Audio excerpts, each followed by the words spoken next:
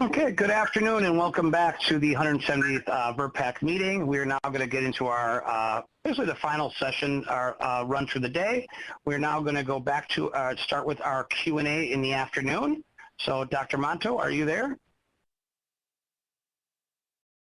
I am, and since we ended abruptly with Dr. Yang's presentation on the various risk-benefit scenarios, I thought we'd start out by having her and her colleague, Dr. Forche, answer any questions that the committee has and then move to a more broad question and answer session involving both FDA and the sponsors. So I see Dr. Offit has his hand raised. Dr. Offit. Yes, first of all, thank you, Dr. Yang, for a very thorough presentation. Let me ask this question. Were you to include the data that were presented by Dr. Haver, where she found that 40% roughly of 5 to 11-year-olds were seropositive? Your analysis, and correct me if I'm wrong, assumed that all 5 to 11-year-olds were susceptible to illness.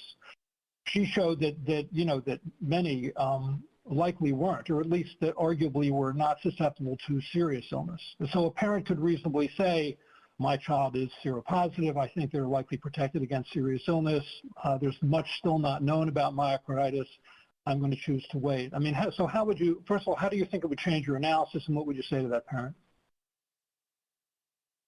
Yeah, so you are right. In our model assumption, we do got data from CDC considering the vaccine coverage. Of course, for this group, there's no vaccine for this group. So basically, we account for everyone in this group, consider them susceptible to the disease.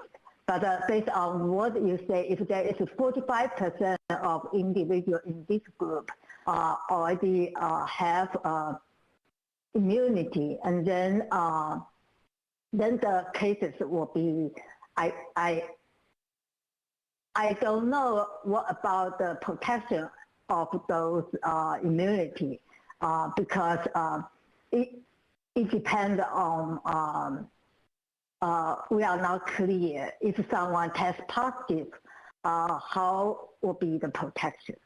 So if you assume those individuals have immunity, test positive in antibody, they have the same kind of the protection as the vaccine, then basically you have 45% reduction of all the benefit. But we don't have that data. We don't know if someone tests positive, what will be their antibody titer, how is the protection compared to the vaccine. Because there is also some literature based on for the adult population, actually someone got infected, they still vulnerable to the COVID infection. So we don't have the data for the this child. But you usually not as if you can develop an antibody response, it's likely you've developed a memory response. Although you're right, I think that you may not be protected against asymptomatic or mildly symptomatic infection. You are probably likely protected against serious illness after a natural infection, which would change your sort of hospitalization rates. But you're right. I mean, that's another piece of information that's lacking. But thank you very much for that answer. Mm-hmm. Thank you, Dr. Offit. Dr. Sawyer. I'd like to follow up Dr. Offit's question and go back to a question Dr. Carrillo asked at the very beginning that influences this same issue of estimating hospitalizations prevented and ICU stays prevented. And that is the question of children who are hospitalized for some other condition but just happen to have a COVID test done as a part of the routine testing of all admissions to the hospital. I believe Dr. Havers estimated that only 20% of the patients in the COVID net data fit that category, but I'm wondering if you could address how you dealt with this issue in making your estimates.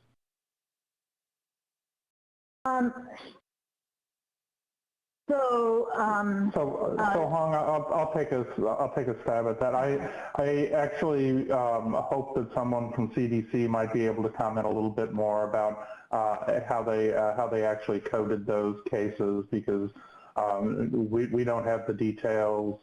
We were relying on the COVIDNet data, and so I'm curious if anyone from CDC could comment on that.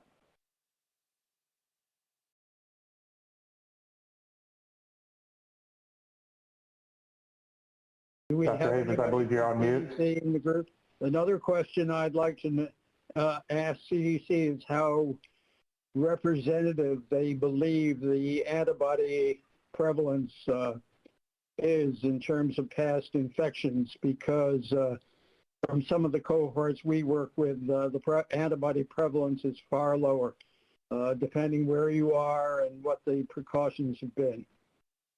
So Dr. Havers? Yeah, no, I'm happy to take both of those questions. To answer the first question regarding how we determine the proportion of patients that are actually determined, that is when they are admitted with a positive SARS-CoV-2 test, if it's primarily related to COVID-19 related illness or incidental on screening. Again, in COVIDNet data, we have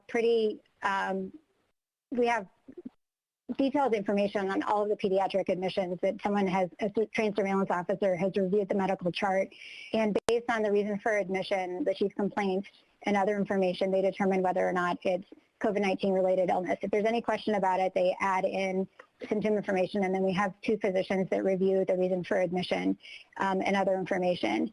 We did find that for older children, for adolescents, the admission rate for probably non-COVID related reasons was higher.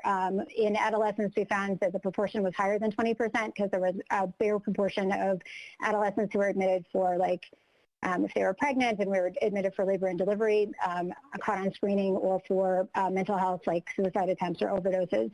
But in the 5 to 11 year age group, we saw it was about 18 or 19% that we think was most likely related to something the primary reason for admission was not COVID-19 illness. Many of the children were symptomatic, even if they were categorized as that, but if they were admitted for an elective surgery or trauma or something else that was sort of more clearly not COVID related. But it is sometimes difficult to tell. So I would say that the rates are a little bit higher. I mean, the rates include all of the positive SARS-CoV-2 tests, the children with positive SARS-CoV-2 tests, but there is a proportion of children that may not have been admitted for COVID-related illness primarily. But again, among the children that are admitted and whose primary reason for admission is COVID-19, we do see a fairly large proportion of patients that have severe outcomes. At least a third of those are admitted to the ICU. In relation to, does that answer your first question there? Yes, thank you. Okay. And then Dr. Monto, you had a question about the seroprevalence studies that were looking at the antibodies in children. At 40%, because I can tell you from some of our own populations that you know very well, it's far lower than that. Yeah, no, I think that those are good questions, and I think that different methodologies do yield different results. I think, as I mentioned before, these were from national seroprevalence studies we used to select the investigators for this study did select jurisdictions where they had a decent number of pediatric specimens, but they are from residual clinical specimens, so it's children presenting for clinical care. And again, they may not be totally representative of the general population. Most of them are probably in this age group receiving cholesterol screening, which is recommended for children in this age group. And so we don't know that that's that big of a limitation. One other thing I would say is that seroprevalence estimates vary a lot depending on the assay that is used, and this is one that they limited this seroprevalence study to is one that has pretty high sensitivity and generally doesn't wane over time. So that may have given it higher estimates than you would see in some other seroprevalence studies that use different assays. But again, I think there are other data out there, and I would reemphasize that even when the results from the study showed that there was a 40% seroprevalence in this particular population. That was over the summer. Even since then, we saw the highest hospitalization rates in the 5 to 11 year age group, in the 5 to 11 year age group in September during the Delta wave. So there's clearly a lot of susceptible children still out there that are vulnerable to severe disease. So I just wanted to make that point as well. So thank you. Thank you. Dr. Meisner.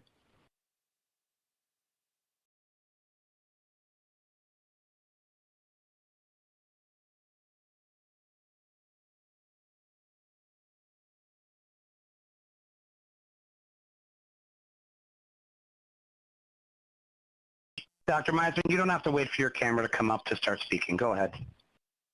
All right. Thank you, Dr. Monto.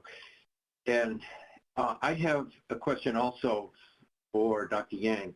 First of all, I appreciate the model that you presented and the sensitivity analysis that you included. And because, as we all know, it's the base case assumptions that are made that determine the reliability of these sorts of the model. But the point that I wanted to make is that I believe you said you took data from the week ending September 11, and I just wanted to point out that that was the peak of the fourth or the fifth wave of this pandemic. And at that time, the rates of hospitalization were in the 5 to 11-year-old group coming from the CDC data was 1 per 100,000. And over the last few weeks, that number has fallen to 0.4 per 100,000. So, and there's some suggestion that this pandemic may be evolving into a pandemic as more and more people acquire immunity from the vaccine and from infections, as has been noted. So, in a way, you've taken the worst case scenario, and it is not really reflective of what we're seeing at the present time. And obviously, it's very hard to predict what's going to happen with this virus. It's no one can say for sure, but I think it is important to look at your analysis. I think you looked at a 10 or 20% lower rate of disease, and that was as low. But the fact is, it seems to be less than 50% of the numbers during the period that you took your base case. Thank you. Mm-hmm. Bonds, please. Yeah, so in our scenario, we have scenario 2 and 3. The reason we have that 2 scenario is because we think that a future pandemic is uncertain. So the scenario 2 is the peak. We take a peak. So actually, you are right. Our base scenario, September 11, is close to the recent peak. But we do have scenario 3. We take the lowest point. So the lowest point, the incidence rate for the cases is 5% of the September 11. And the incidence for hospitalization is 10% of our base rate in September 11. So basically, we use these 2 scenarios, scenario 2 and 3, as an upper bound and lower bound. Of course, we still cannot totally rule out the incidence can go beyond these 2 bounds, but we think it's less likely. So that is the way we try to see how the impact of the future pandemic will on the benefit risk of the vaccine. Yes, I think, and I think that's a very reasonable approach, and I certainly respect that opinion. But I will just point out that the hospitalizations are now 50% lower than they were during that time period. Right. Thank you. Thank you, Dr. Meisner. I'd like to go on to Dr. Fuller.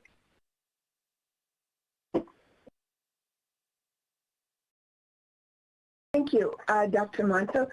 This is actually very informative with the modeling and the FDA comments. I have a couple questions, but happening at a lower frequency, but at a longer term. There's no precedent for this, but I really am comforted by the fact that these are in place.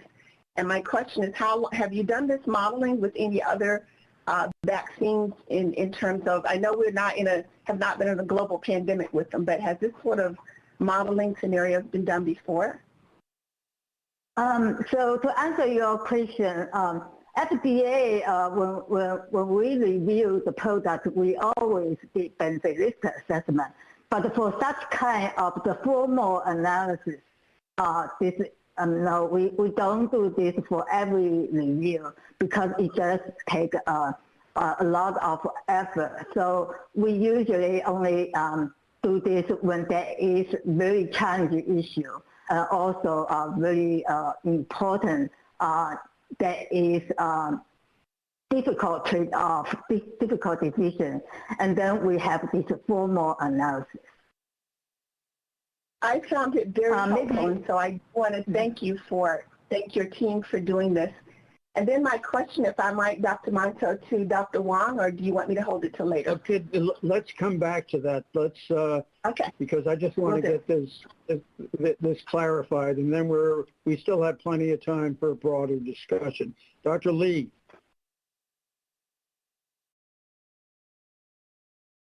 Yeah, so thank you for that presentation, Dr. Yang. I think one of the questions I have, I think what troubles some people was the scenario 3 and the fact that what we've seen with the pandemic is sort of a wave, sort of peaks and then there are valleys and so forth. And so then the question is there a point at which this would not really be advised? And I don't know that we can predict that. I guess the other question I have related to this, and I'm really very pleased to see this modeling, is to what extent is there the potential for actually sort of fine-tuning this, not necessarily in this scenario, but in terms of stratification by age and other demographic characteristics, as well as the fact that I think we recognize that the incidence rates, the vaccine efficacy, the death rates, and all those things vary quite a bit regionally, and whether or not those things can be used to sort of help make decisions. Thank you.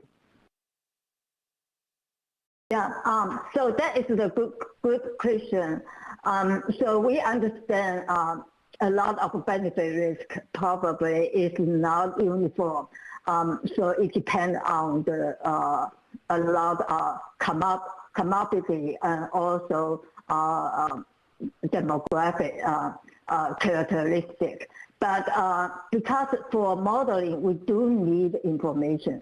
So a lot of this kind of the information, for example, efficacy, we don't have the efficacy for different small populations related to different characteristics. Also, a lot of instance, same thing.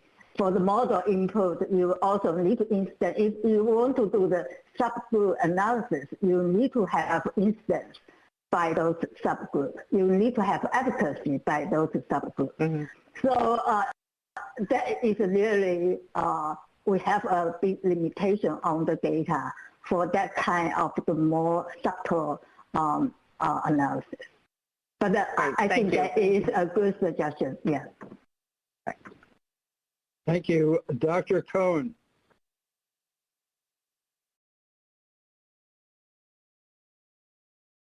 Thank you.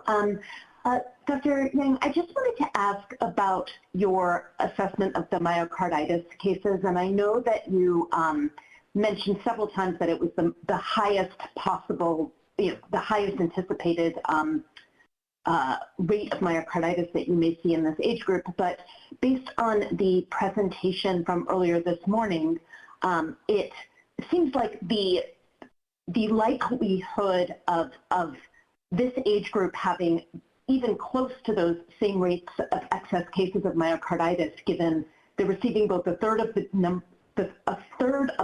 dose, and they have such lower rates of myocarditis in this age group, anyway. It seems like I believe it was the fourth or fifth scenario where you used even the VAERS number of reports for the 12 to 15-year-olds is a closer estimate of the number of cases of myocarditis you would expect.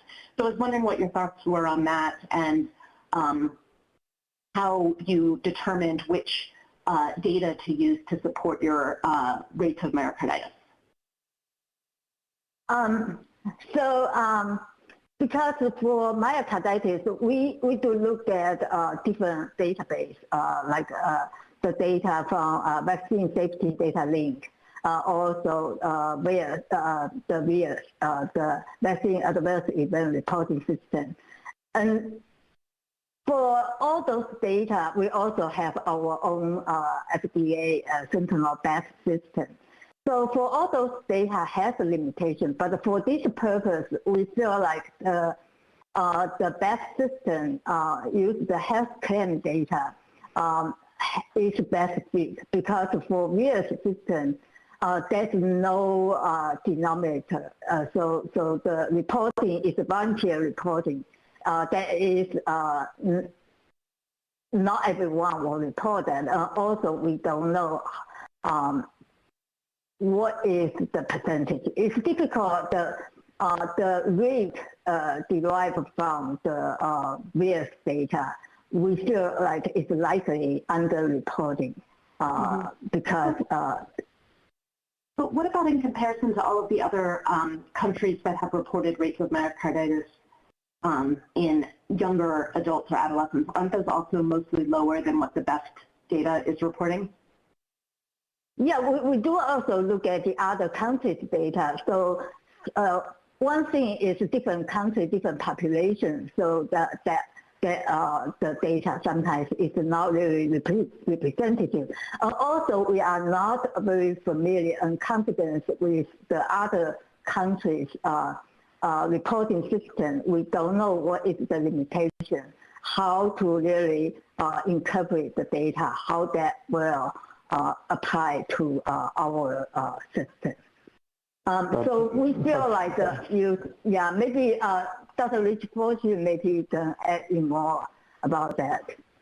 Yeah, Dr. Kuhn, I just want to say that your basic point is correct. The estimates that we're using are likely to be significant overestimates of what the myocarditis rate is likely to be in the age group that we're looking at.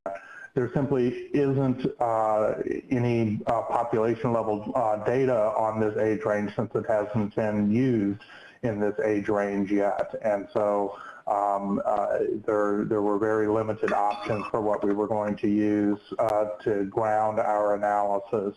That's why we've tried to emphasize all of the reasons that we do think it's likely to be the maximum possible estimate, and why we estimated scenario 6 to reflect the possibility that we could have a 50% lower myocarditis rate in this age group.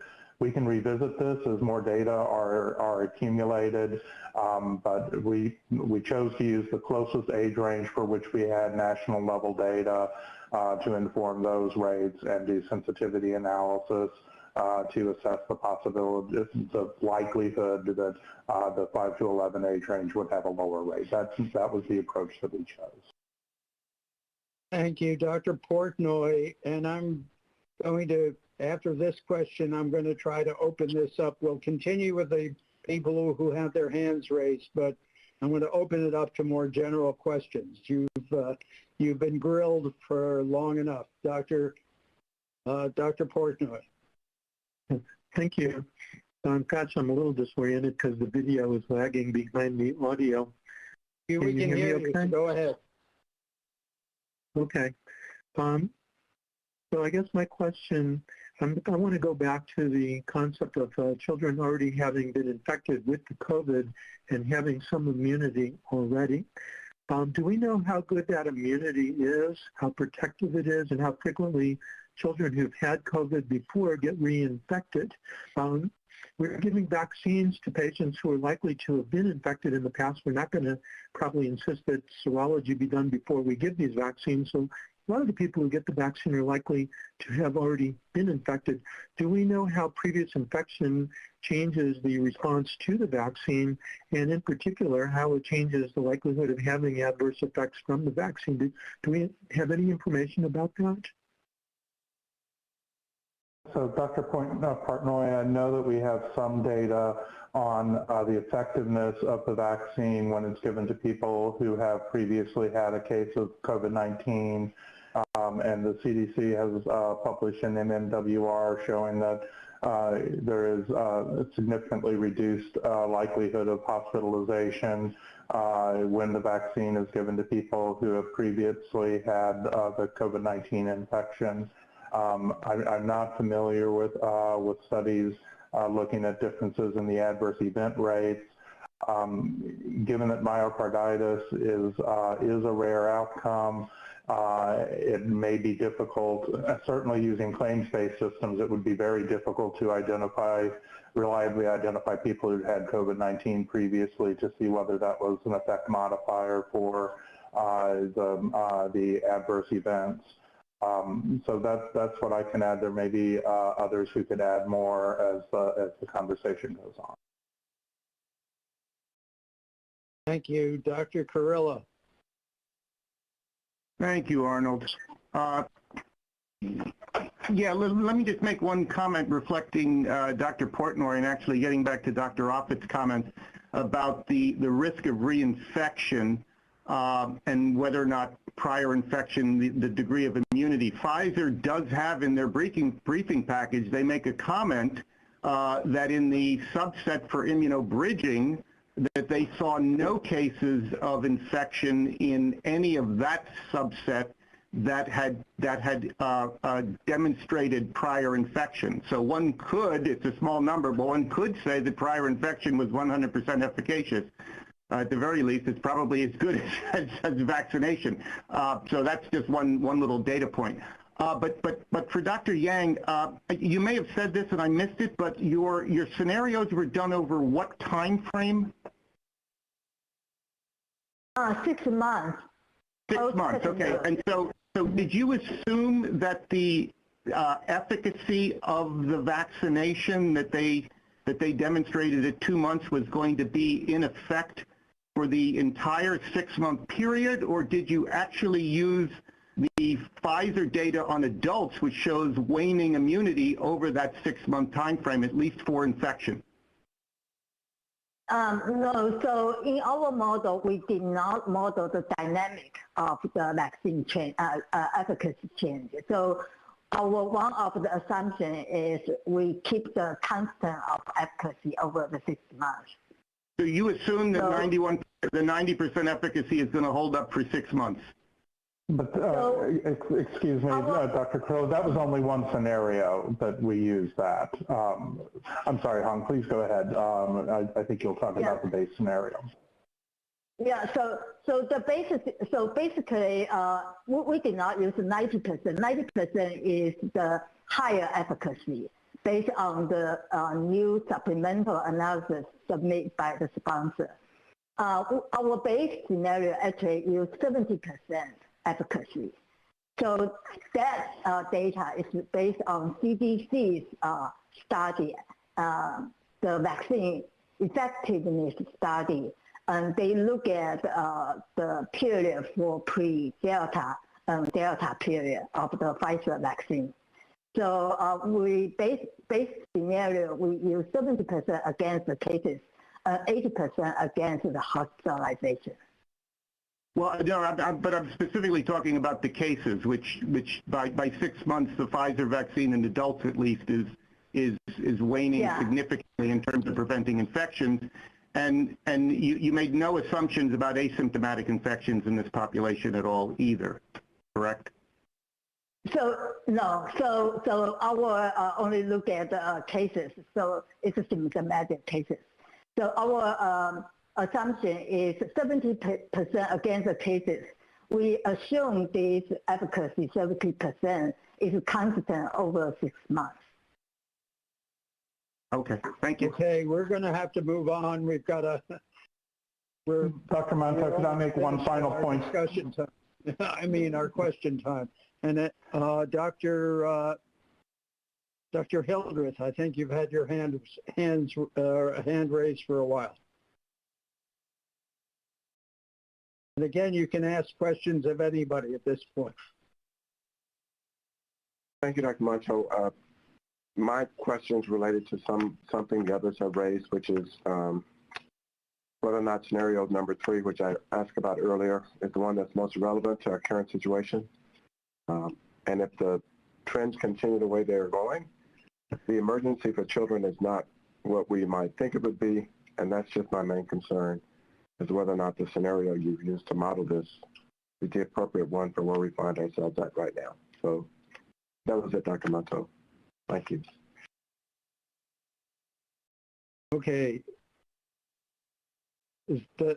Would you like to answer, or is that something? I can make a brief response to that. This has been discussed a bit so far, that it is unpredictable what the path of the COVID-19 pandemic is going to be from this point going forward. We do recognize that the model is sensitive to the incidence rate for COVID-19. So that is one of the most important factors on what the benefit-risk balance is going to look like. I do want to say that when we built these models, we were trying to make conservative assumptions throughout. I think the one thing that's come up in this discussion that we didn't add as an additional conservative assumption is natural immunity from prior COVID infections. But we think that we're using a very high rate for the risks of myocarditis, pericarditis, and we are looking primarily at the hospitalizations and ICUs for COVID-19. This morning there was discussion of many other implications of COVID-19, that there can be other long-term effects that people in this age group experience that were not included in the model. So overall, we think that we used conservative assumptions, but it is sensitive to the COVID-19 incidence rate. Thank you.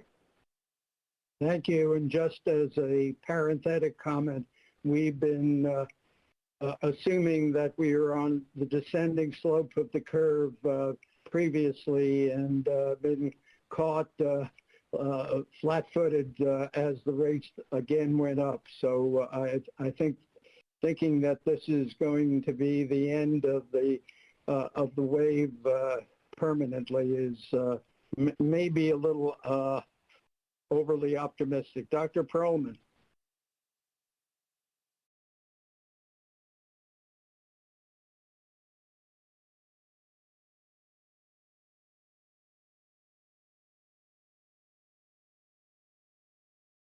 You're muted, Dr. Perlman. Actually, Dr. Perlman, let's make sure you reconnect your audio, and we're going to go to somebody else at this time. Okay, Dr. Rubin.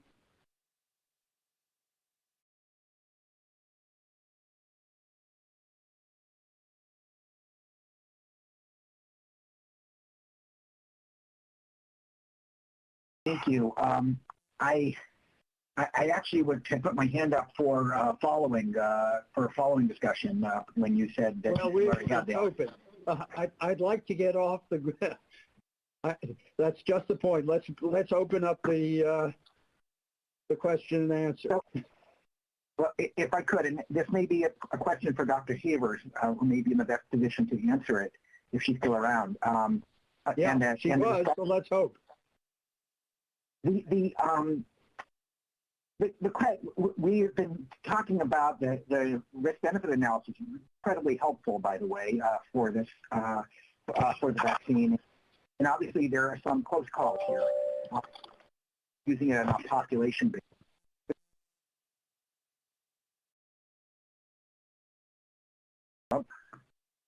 I think you're breaking up. There, somebody, there. Dr. Rubin, I unmuted you because you keep muting it. There you go. Go ahead. Okay, yeah, I got muted without touching anything. Yeah, that's all right. Sorry. Take it away. So I don't know where you lost me. I guess the question is, can we identify a particularly at-risk population that we should have the vaccine for right now among 5 to 11-year-olds, that where it would be important to improve it apart from a population level effect?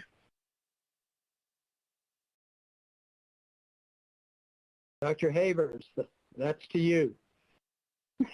Thanks for asking that question. I mean, I think tough call. That is a tough call. I mean, I do think that we have identified that children with underlying medical conditions are at higher risk for hospitalization and severe outcomes. Although many of the underlying medical conditions that put children at higher risk are very common in the population. So I think that that would be very challenging to sort out. We are seeing higher rates of hospitalization and severe outcomes among children of different ethnic groups, as I said, although once we adjusted for underlying medical conditions, that they did not appear to be at higher risk for severe outcomes, conditional on being hospitalized. So I think it would be very difficult to narrow it down to a specific population, although we do know that children with underlying medical conditions are at higher risk. I will point out, though, that a third of the children that are hospitalized do not have an underlying medical condition that is identified prior to hospitalization. And so there are a lot of healthy children. What proportion of those hospitalized are previously healthy children? Can you guess? About 30%, a little bit over 30% of the children that are hospitalized don't have any underlying medical conditions in this age group. Okay, thank you. That's very helpful.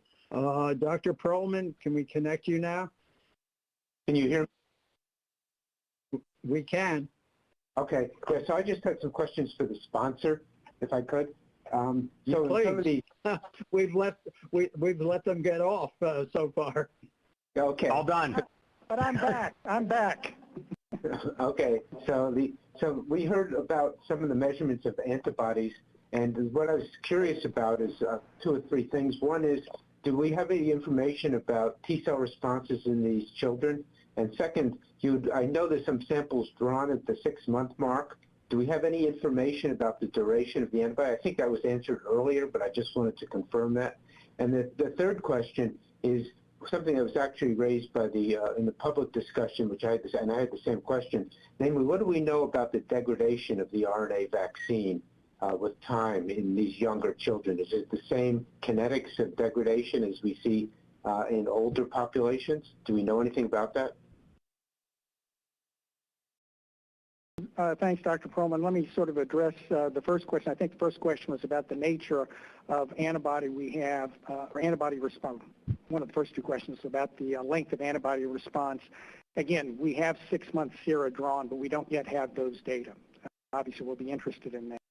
As far as T-cell responses, as you may recall, we've done significant studies in adults, demonstrated robust Th1, CD4, and CD8 T-cell responses. We plan additional analysis with our partner BioNTech in 5 to less than 12-year-olds. We've got about 30 of them. The testing's being done at BioNTech, but we don't have that data yet.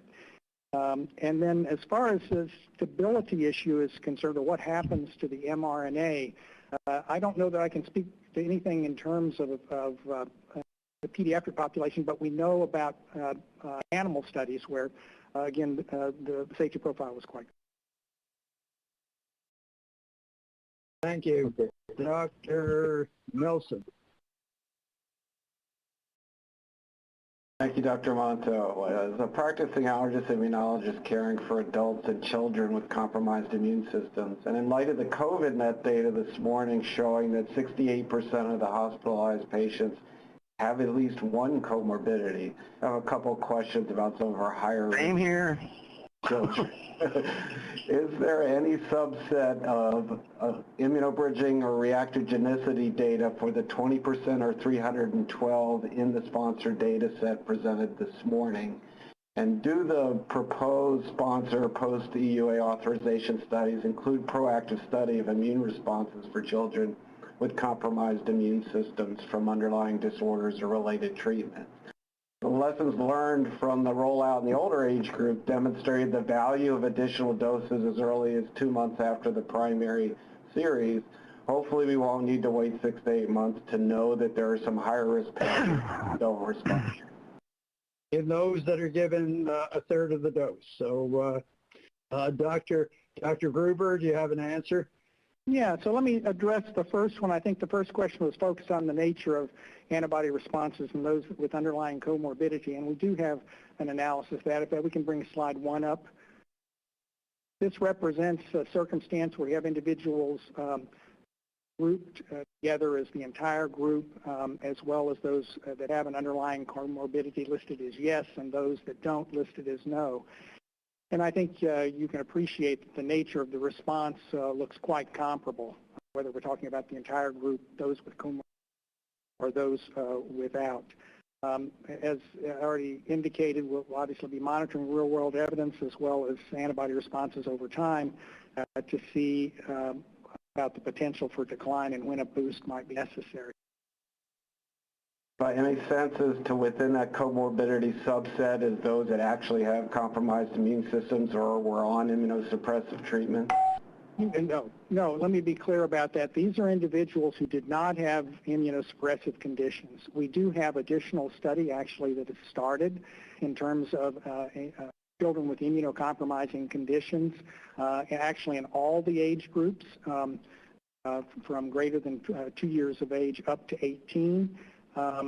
This includes individuals that are receiving immunomodulator treatment for autoimmune disease. It also includes individuals post-solid organ transplantation and those that are post-bone marrow or stem cell transplantation. So we will have some of that data to inform how best to use the vaccine in those populations. Thank you. Dr. Gans.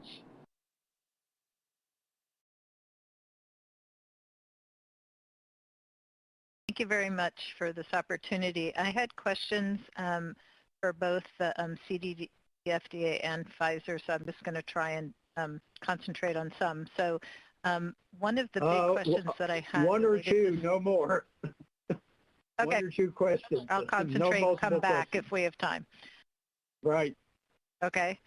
So on page 12 of the FDA report out in 4.5 post-licensure vaccine doses, it describes 125,000 children within this age group that we're considering today, so below or less than 12 years of age, who had received vaccination. I'm assuming it was some off-label use. And we need to understand if there's any safety data related to the doses that were given. There's a lot of data being followed on vaccine status and then cases and hospitalizations. And I think it's very important for us to understand those data. If they're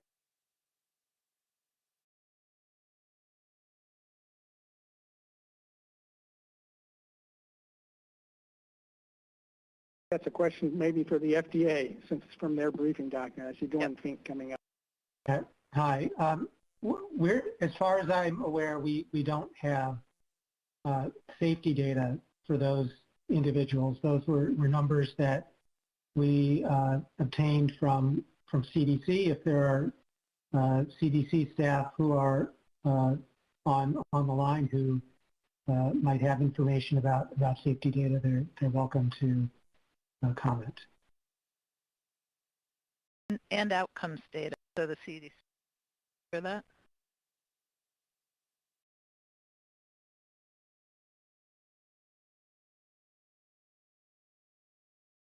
Hi, I'll respond on behalf of CDC.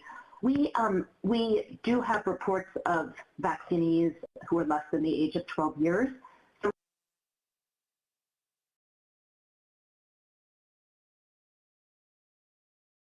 We don't hear you.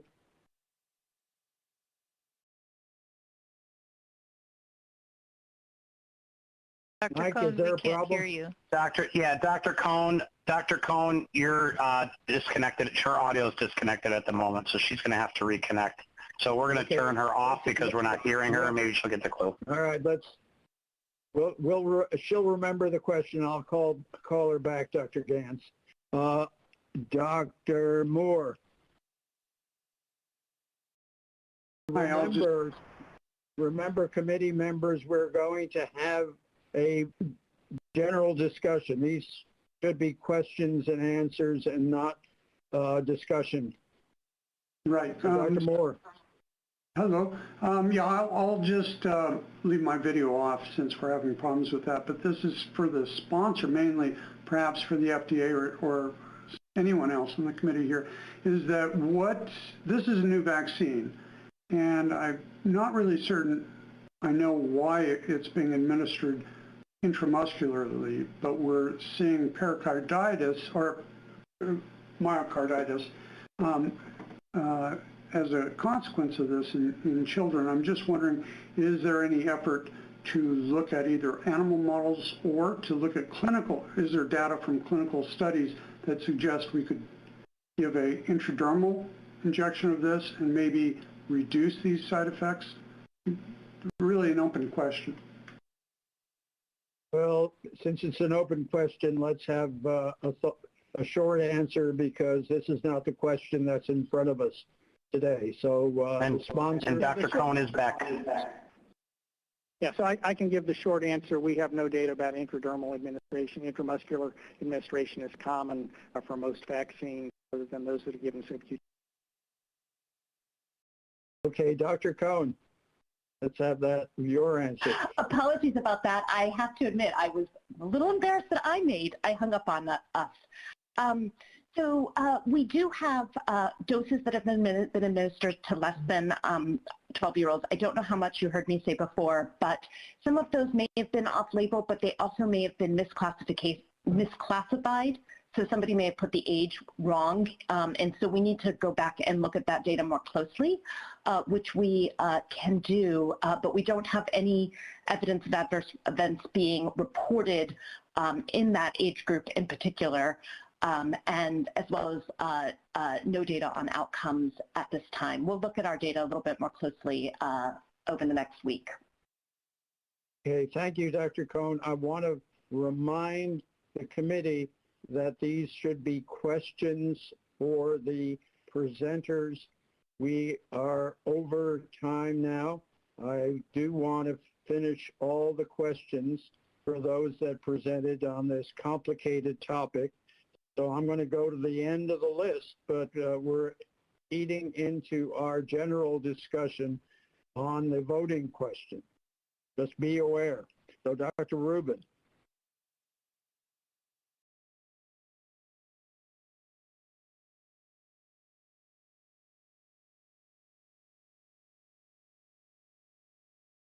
Dr. Rubin, are you there? Sorry, my mistake. Old hand. Old hand. Okay, that's a good answer. Dr. Sawyer, is that a new hand? And this is a question for Pfizer. If I caught the numbers correctly, the original immunobridging population was something over 300 and was whittled down to 264. And I'm assuming that it was the people were excluded because they had pre-existing antibodies showing they had actually been infected. And if so, that gives you a small cohort of 50 or so kids in this age group who we could look at side effects of vaccine after natural infection. And I wonder if you have done that. Yeah, so thanks for the question. We actually, by virtue of having to test all the individuals who come into the trial to determine whether they're seropositive, it wasn't only the immunobridging cohort. So in the circumstance where individuals came in with prior evidence of infection, either defined serologically or based on having a PCR at the time of immunization, there basically was a little difference in terms of reactions seen in those that were positive versus those that were negative. You may remember back to the adult data where, if anything, individuals who had had prior seropositivity might have a little bit of an increase after their first dose, but interestingly enough, they tended to have a lower response in terms of reactions after the second. And we saw much the same thing here, but across the board, really very little difference. Thank you. I already have a few more hands raised, and these are, I assume, questions for the presenters, short questions. Dr. Meisner, your question.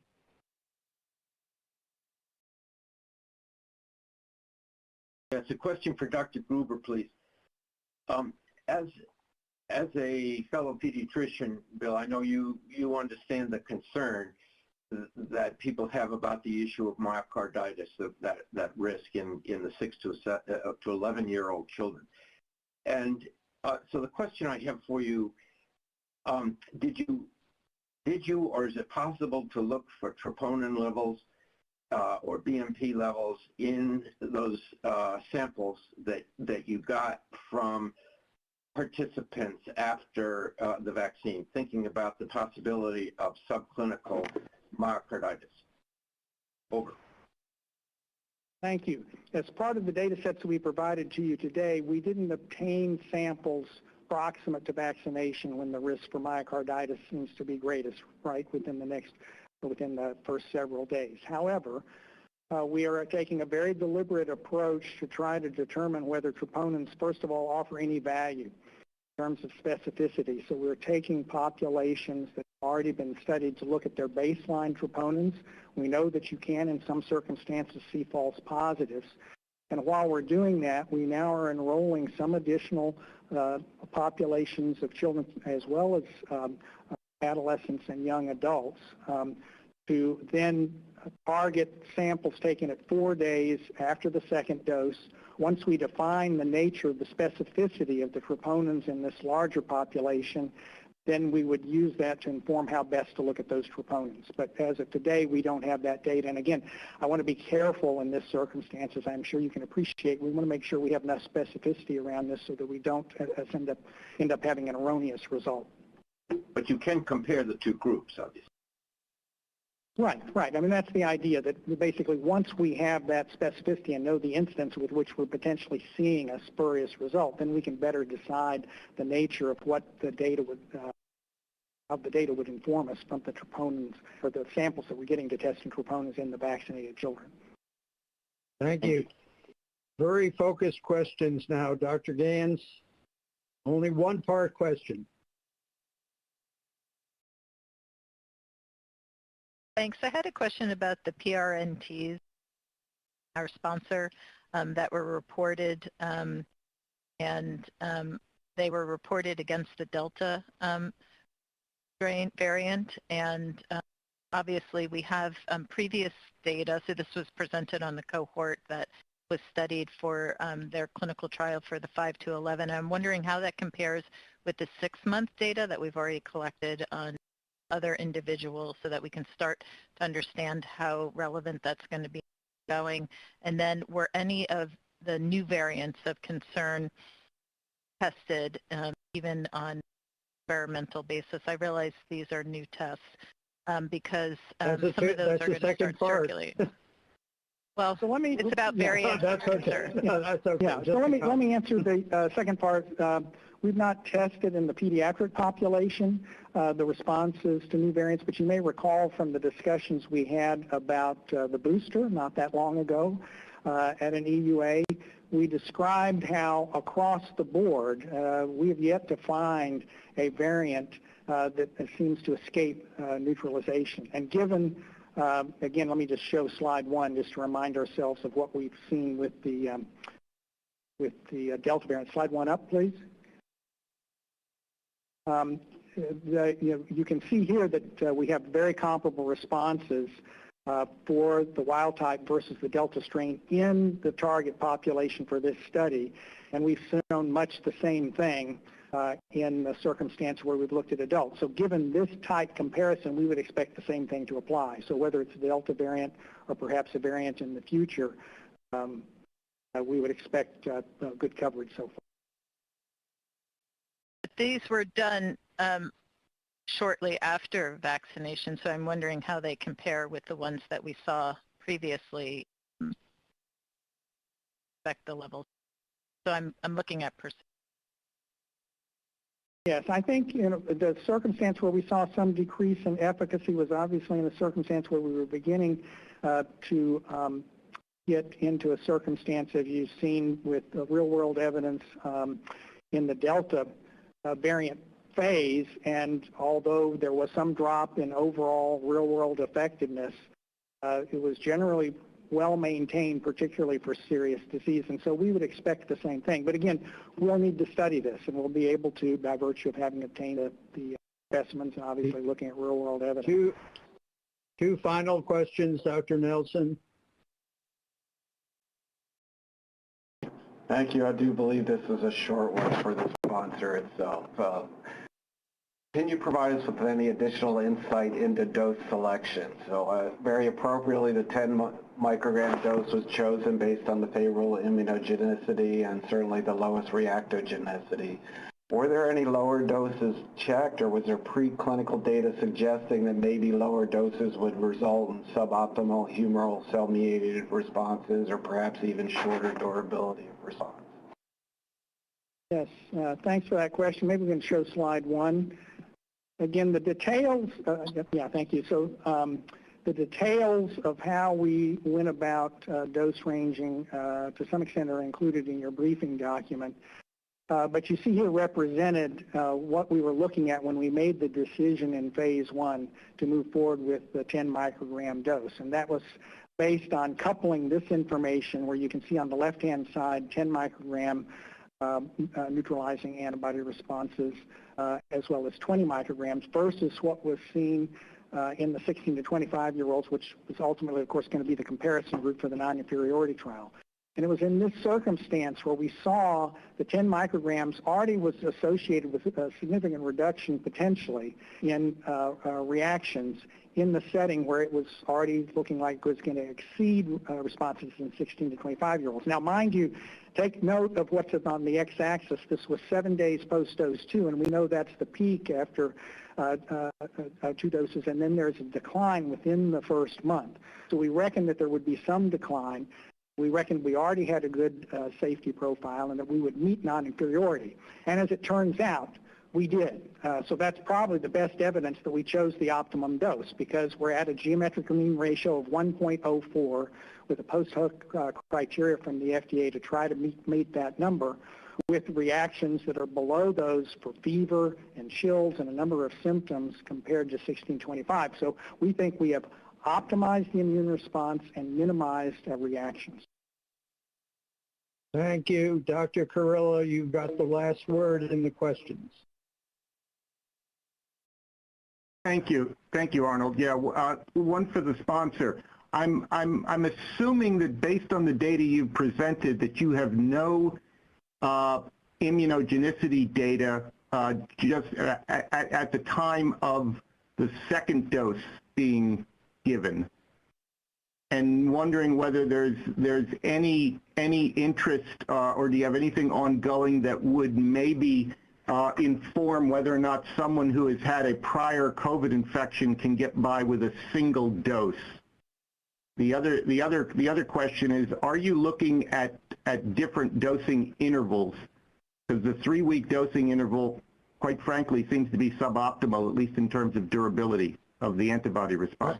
I was going to disallow the second part, but since it's one of the questions I have, I will allow it. Thank you, Arnold. All right, so let me address, since both of you are interested in that last question. We obviously, at the time of the pandemic, were trying to solve first and foremost for providing protection in a short interval of time, and that's why we were very pleased to be able to dose at a 21-day interval, first in adults, and then carry that over into the pediatric population. Obviously, as we think farther ahead to a post-pandemic period, and particularly as we get into very younger populations, it may be advisable and probably will as we get particularly in that first year of life to look at longer intervals as part of a routine immunization series. But we don't have that data now.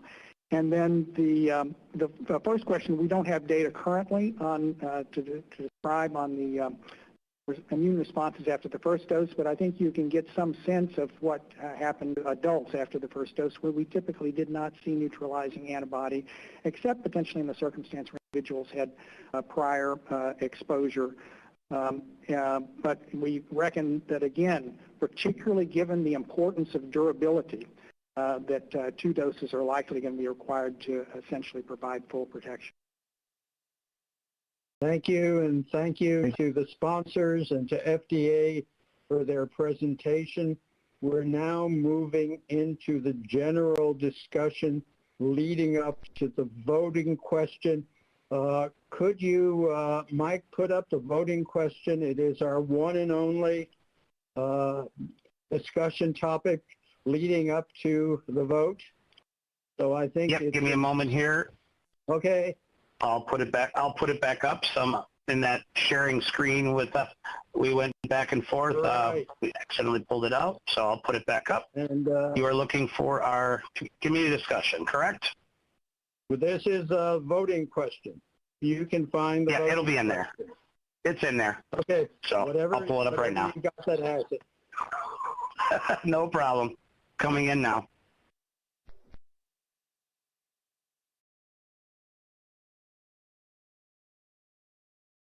All right. There, somebody stop touching my slides. There we go. Okay. I won't have to read it out to you. You can all read the voting question, and this is what we are going to be discussing. This is the overall question that the voting question we're going to have to vote on in a couple of hours, or less than a couple of hours, since we've cut into the discussion time. As a question of process, what we will do is conclude the discussion. We will have the vote, and then for anyone who wants to explain their vote, there will be time to discuss and explain the vote. So you can talk about the voting question and should talk about the voting question as we go through the discussion. But there will be additional time for those who want to explain their votes, not mandatory, but available. Okay, so Dr. Gantz, are you up again?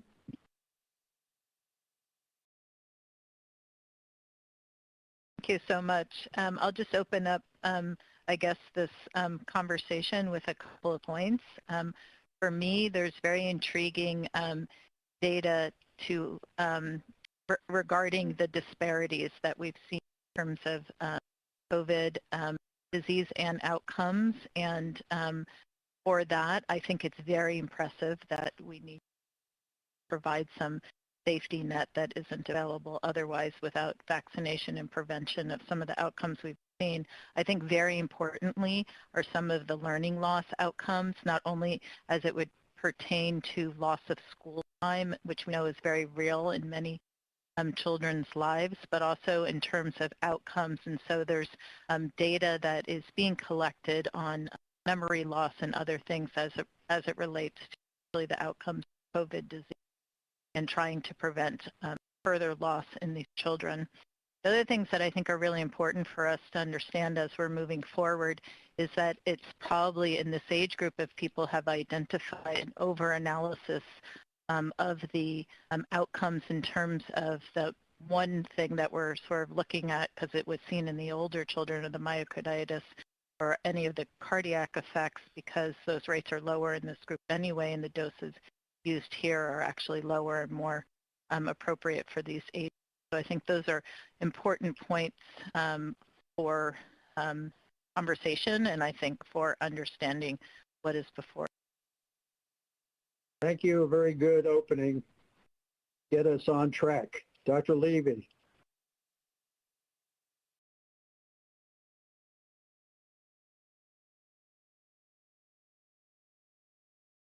Yeah, this has been a fascinating day, and I'd like to thank FDA and the sponsor and CDC and everyone for a very thoughtful discussion.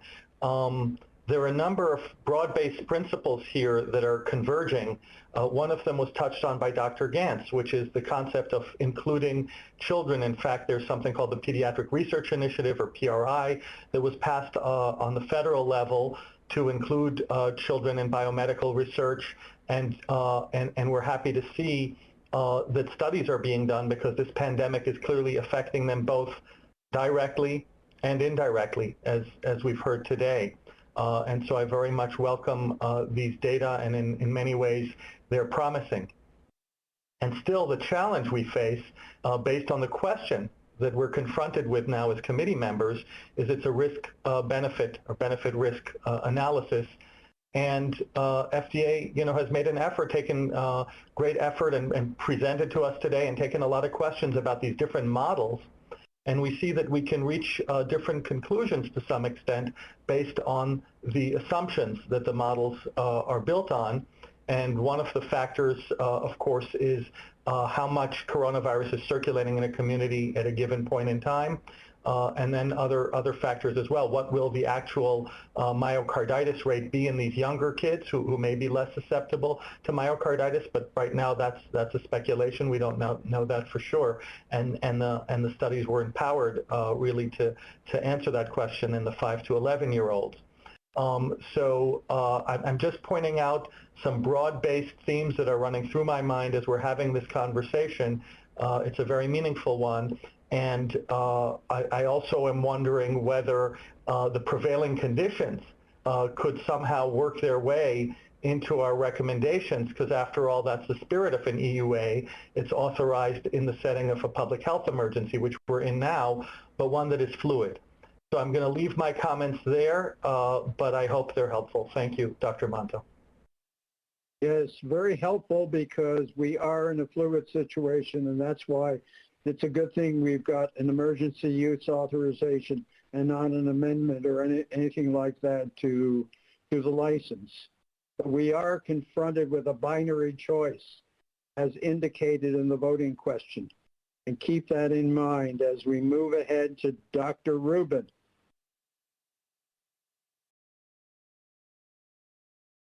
Thanks, Dr. Monto. This is a much tougher one, I think, than we had expected coming into it.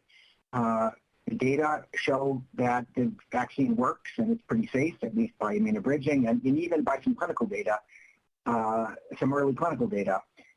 And yet, we're worried about all of these. We're worried about a side effect that we can't measure yet, but it's probably real.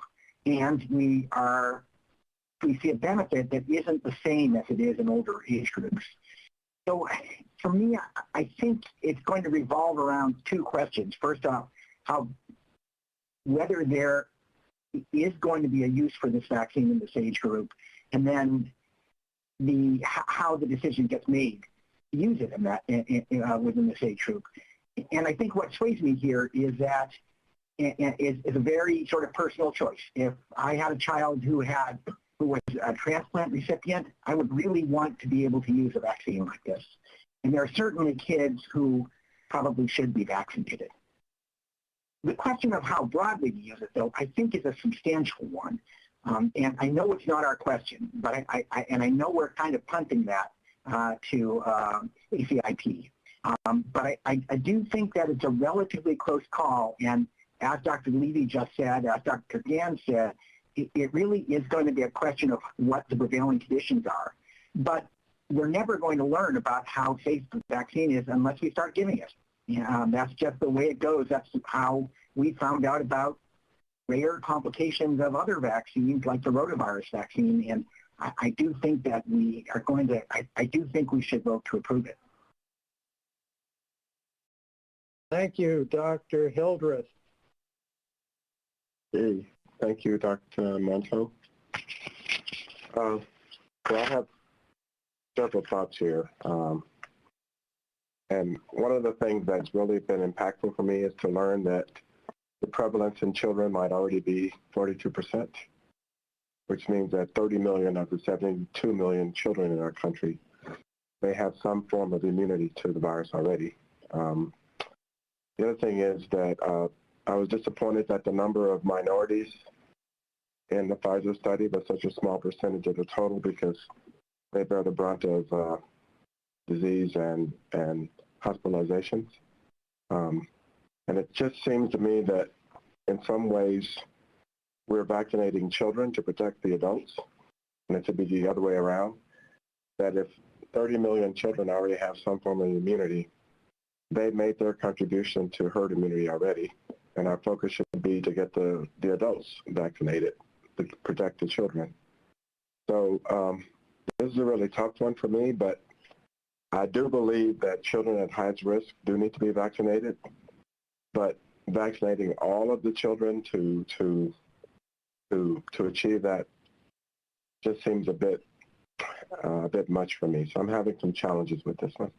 But those are my thoughts, Dr. Monto. Thank you. Dr. Sawyer.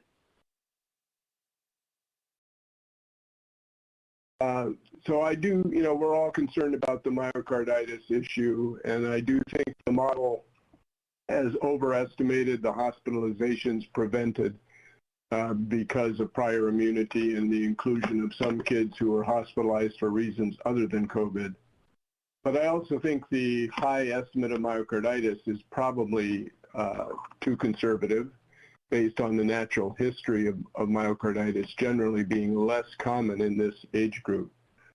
I'll paraphrase Dr. Fauci, who said models are what you rely on until you get the data, and then you throw out the models. So the models are the best we have at the moment. As was just mentioned, we are not going to get the data unless we start to use this vaccine. I do think we need it as a tool in our armamentarium for high-risk children, for equity issues, for parents who really would like to protect their children, and because of the long-term, very profound implications of schools being disrupted and the social and educational impact that that's having on her. So I agree that it's going to be a fluid situation. A reminder that an EUA is not a permanent situation, and that could change based on either additional side effect data or depending on what happens with the pandemic. Thank you. Dr. Offit.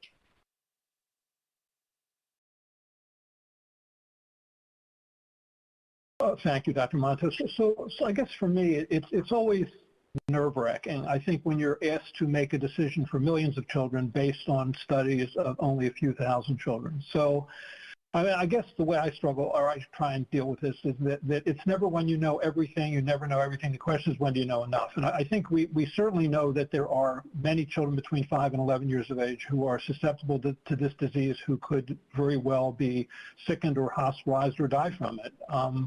And then regarding the myocarditis issue, I think there are a number of things that are reassuring. It is reassuring to me that we're giving a lower dose. It's reassuring that the incidence of myocarditis in the 12 to 15-year-old is less than that in the 16 to 29-year-old, and that at least that at least the general sort of classic myocarditis is not generally a phenomenon of the pre-pubertal child, or at least much less so. And we do have efficacy data at 91%. I think that will hold up. So I guess for me, I think, I know enough to move forward with the yes vote. But, it's always never when you know everything. It's when you know enough. So thank you. Right, and it's a binary choice that's put in front of us, which is always difficult. Dr. Portnoy.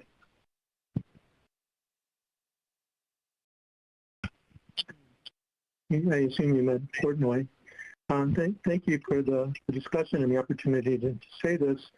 Technically, I'm the consumer representative, and I've had over 4,000 emails from consumers asking me to vote no. Thank you for those, but I feel like I need to also represent the consumers, the parents that I see every day in the clinic who are terrified of sending their children to school because they're not protected against COVID. There's all this anti-mask rhetoric, parents who don't want to get vaccines. Parents are just terrified of sending their kids to school. And I feel that they need a voice also because they're not being represented. I've looked at the data, and I'm going to use the data when making my decision, because I think that's what we have to do, is to look at the cost and the benefit of this vaccine. I really appreciate the benefit and the risk analysis that was done. It's extremely informative. It really helps to center it. I think of this virus as just the beginning. Our kids are going to be dealing with this virus for many years to come. It's going to come repeatedly, and getting this vaccine is just the first step that they're going to take towards being able to protect themselves from getting this virus and having bad outcomes. So I really appreciate the opportunity to participate in this activity. I think the information has been extremely helpful, but I think that the evidence is pretty clear that this vaccine is worthwhile. Thank you. Thank you, Dr. Lee. And please, members, check to see whether you still have your hands raised. So I would say I kind of agree with Dr. Offit, how much do you know enough? And I would say that I was really sort of impressed with the efficacy data and the immunobridging data. Obviously, the adverse events are always a concern, but they don't seem to be overwhelming really at this point. I will say that the school closures and the disruption, I think, has been enormous. And I think that we have to weigh that against the benefits that we would see for the vaccine. And I think that I definitely think the benefits outweigh that. But obviously, we'll have to follow these kids for some time to see how that happens. I mean, the reality is, I think at one point we thought if we vaccinated enough people that the virus would go away. It's not going away, and I think we're going to have to find a way to live with it. And I think the vaccines kind of give us a way to do that. Thanks. Thank you. Dr. Gans?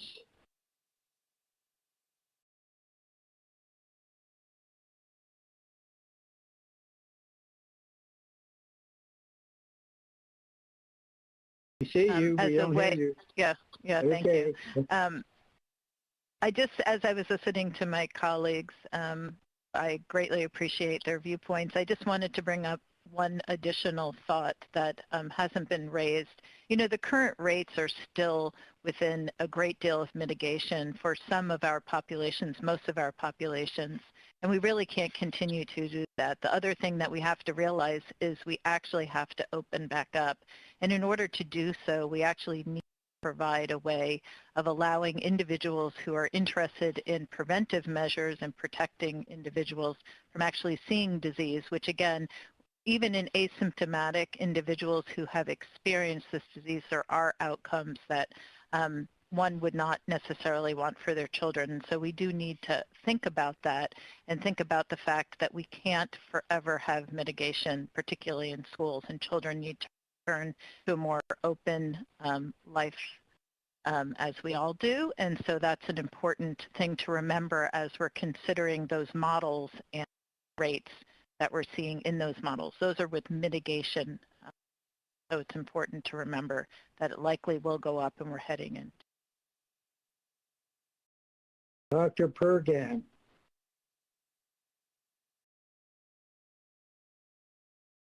Thanks, Dr. Monto. Really great discussion by colleagues. I think the thing that continues to stick in my head is I'm trying to put myself in the position of a parent who has a child at particular risk, whether it's obesity, whether it's immunocompromised position, lung disease, that currently does not have the option to give their children this vaccine. And depending on how the ACIP votes on this, this vote will really affect whether they can protect their children. And those are kids that are being held out of schools because masks are not being used in all locations. And I think we have to think beyond how this would be used as a general group, but also to think about those who are potentially at highest risk. And I think that's going to affect how I'm thinking about this decision and voting.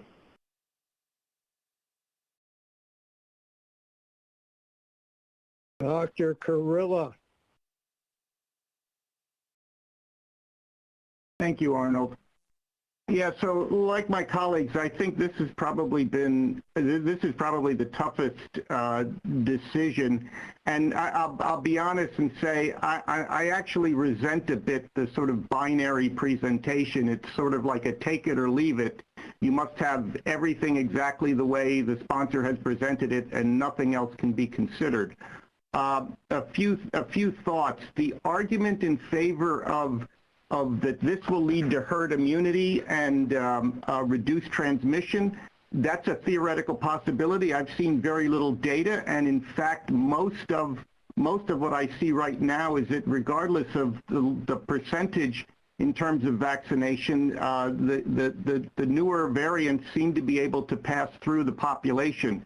So if all we're focused on is reducing cases in terms of a benefit, I don't think that's likely to be realized. I have a lot of issues with the immunobridging because it's being based on an immunogenicity marker that we know wanes and yet continues in spite of the waning of that antibody response. We continue to see very good protection against the very things we want to see protection against: hospitalization, severe disease, death. And we're making an assumption that at a lower dose in this pediatric population, that it's just going to pass, that there's going to be equivalency in terms of the overall protection because of the antibody response. So I have a lot of issues with that, and particularly with the percentage of the population that of this population that has already been infected previously with COVID, and I think 40% is probably a lower limit. I think that the possibility that they likely only need one dose at best is going to be very optimal, is probably going to be more than sufficient for them. So I think the idea of doing it under an emergency use authorization, 2-dose for everybody, without any flexibility around this, I think is going to just not go over very well, and I don't think it's going to give the healthcare community the options and parents the options to choose what's best for their children. There are high-risk individuals, and I think they do need to be attended to, that we do need to provide a vaccine for them. But for many others, 1 dose or no dose, even if they've had prior COVID infection, I think they may not need anything more. The last point I would make is that we are vaccinating with a prototype spike protein that is no longer circulating, and so we have to go to higher and higher levels in order to get efficient potency in terms of neutralization. Everyone is focused on Delta right now, but Delta is on the decline. We can anticipate that the future variants are going to be more distantly related, and simply boosting, which we're likely to need to do in this population in 6 months if all we're relying on is neutralizing titers, is going to become harder and harder to do. So I think we need to more carefully evaluate exactly the vaccination schemes that we want going forward, and we simply don't have the data right now to make those decisions. Thank you. Dr. Levy.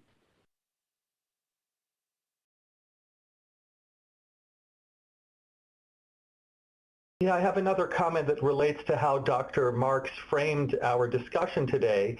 And he was clear to say, look, our purpose today is not to decide who exactly receives it within this age range. Our purpose today as a VRBPAC committee is not to discuss or consider mandates. And that's true, of course. Technically, that's not our job right now. Nevertheless, I'll speak for myself, and I highly suspect the other committee members as well. We have in the back of our minds that after our vote, how this is used, this goes on, could go on later on to CDC depending on outcome, and how it's implemented across states and counties can vary. And, we're hearing from some of the committee members some sympathy to the view that, well, maybe it's good to make this available to certain families, children at higher risk, comorbidities.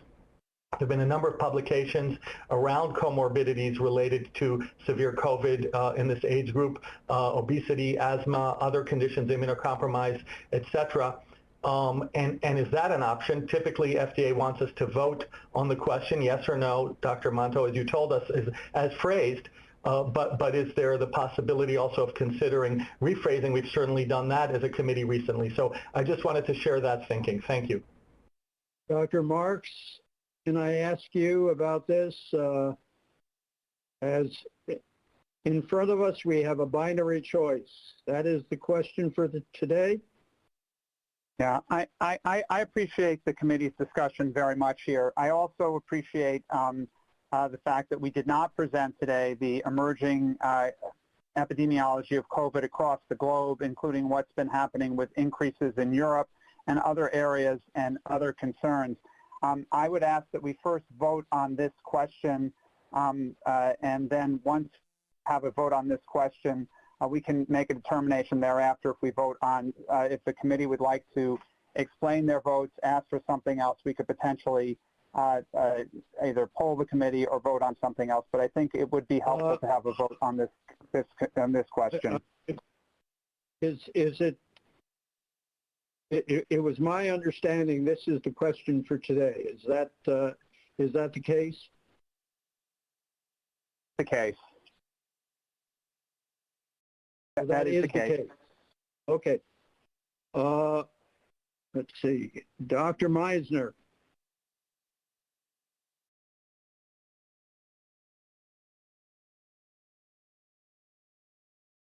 Thank you, Dr. Monto. An awful lot has been said that's very, very interesting and that I agree with, and I'd like to make a few comments. I think the likelihood that this vaccine is going to be effective is pretty likely in the 6 to 11-year-old age group. The issue is side effects or adverse events that might be occurring after this vaccine. And I'm torn. On one hand, we know that many mothers and fathers and parents are eager to administer this vaccine to children because they're so frightened, perhaps overly so, but they're so nervous about this vaccine because of what's been stated, that they really are anticipating having access to this vaccine in children. On the other hand, I think we saw that approximately 68% of the children who are hospitalized with COVID-19 have underlying comorbidities. So that means about 32% do not. And then if we were to take 40% of that group that may have immunity already, we're getting down to a very small percent of otherwise healthy 6 to 11-year-old children who might derive some benefit. And we simply don't know what the side effects are going to be. We don't, for example, it's not even clear that this vaccine will reduce rates of transmission. We're hoping that's the case, but we don't know. This vaccine is probably not going to prevent infection. It's going to prevent severe disease. So my worry is that I think my thought is that this vaccine should be available for those parents who are very eager to get it for their child, and because their child has a comorbidity, or they're concerned themselves. But I'm just worried that if we say yes, that the states are going to mandate administration of this vaccine to children in order to go to school, and I do not agree with that. I think that would be an error at this time until we get more information about the safety. So I think I agree with what everyone else is saying here. We're in a very difficult decision-making process. Over. Dr. Marks, can I ask you to help us a little bit? Because we are hearing some reservations about use, and also the question of how various groups that we have no control about over will further act. Yet, if we do not approve, we will be denying the vaccine to families that have a vulnerable member present and who have been keeping their kids in because they're concerned about infecting that individual, we will be denying the vaccine to others who, for one reason or another, want their child to be protected for a risk which we cannot really accurately estimate for all the reasons we've heard up to now. Help us out in terms of if we vote yes, what happens? And clearly, if we vote no, then the vaccine will not be available to anyone.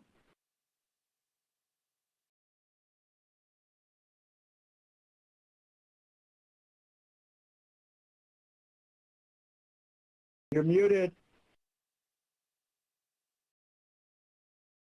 Sorry, double muted.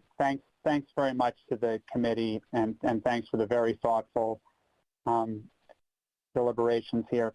I just want to before I get to the answer to that question, just remember here also that we take measures to prevent influenza in children in order to prevent about 100 deaths a year from influenza. And we're talking about having this become more of a routine type of thing. So just so we understand that the order of what we're dealing with. The other issue that I would just bring up here is the issue of vaccine equity, in that if we try to approve this for some subset of the group, that could potentially lead to a situation where this becomes a vaccine that gets used more in those who are of a socioeconomic status that they're able to maneuver to receive the vaccine, and would put some at disadvantage. So I think we just need to be careful about where we go with that. And at the end of the day, the way this process has been set up is that it's this body's decision to make sure that the data support the safety and effectiveness, and that the Advisory Committee on Immunization Practices then discusses the deployment of the vaccine. I would suggest that we take a vote on the question as it's written, and then if the vote fails, then we can tailor the vote to a subpopulation at that point. You feel okay? Let's move on to, since you mentioned ACIP, let's move on to Dr. Cohen. Hi. So I'm reflecting a little bit on the challenging discussion that we're having as a committee. And I think part of the problem is that we're now talking about children. And when we are talking about children, we both don't accept deaths and severe outcomes in the same way that maybe we accept to some degree in older age groups, but we also don't accept risks. And I guess when I look at this question, it is pretty clear to me that the benefits do outweigh the risk when I hear about children who are being put in the ICU, who are having long-term outcomes after their COVID, and children are dying. And as Dr. Marks just said, we vaccinate routinely against several vaccine-preventable diseases for which far fewer deaths and hospitalizations and ICU admissions occur. So to me, the benefit is clear, even beyond the direct benefit and the personal experience that I know we're all having with children in our lives who aren't able to go to school. So then when I look at the risk side of it, I see that the children in the clinical trial, it's not substantially lower than other clinical trials for vaccine-preventable diseases, which have evaluated the safety. And we have this known rare adverse event of myocarditis in an older age group with a different formulation of the vaccine. So while I don't want to minimize the risk, I do think that that we could at this moment, based on the totality of the evidence, the benefits do outweigh the risk. And as this vaccine is used, which I think has been said before, we have incredible safety systems in place to monitor the potential for myocarditis in this age group, and we can respond quickly, as we've shown we've done for every other rare site adverse event that our safety systems have identified. So to me, the question is pretty clear. We don't want children to be dying of COVID, even if it is far fewer children than adults, and we don't want them in the ICU. Thank you. Dr. Lee?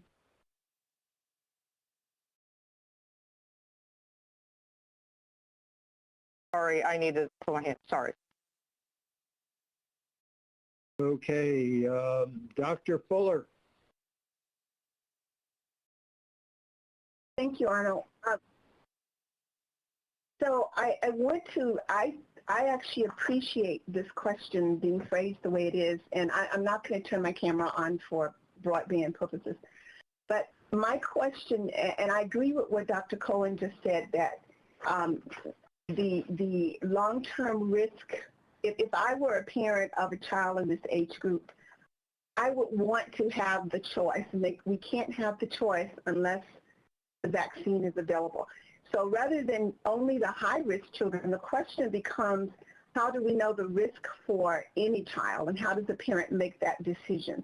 And so would Dr. Marks or someone remind me, please, of the pharmacovigilance processes that will be done to pick up things that may not have shown up in the children in the trials, but as a parent who's considering this for my child, how will I know as it rolls out in the real world if there's something that does show up? I know we have those. Just remind me and everyone listening what those are so that we can feel confident that if should something come up, it will be detected. I believe that's what happens, but just remind me, please, because I think if we don't make it available, we will never know what will happen with a larger group of people. So I just ask that of Dr. Marks or maybe Dr. Cohen or someone who has that sort of information, please.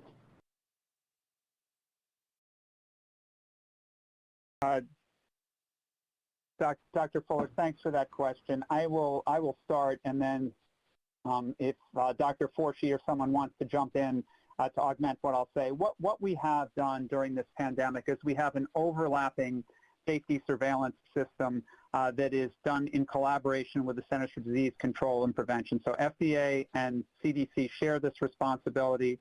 There is passive safety reporting, as we've heard about today multiple times through the vaccine adverse event reporting system.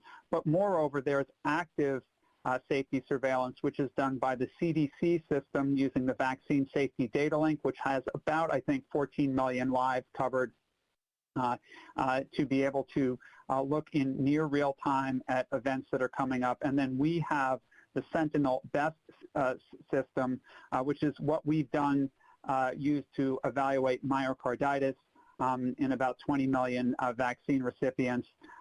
So that's even a larger system that continues to grow. So we will continue to actively look for adverse events.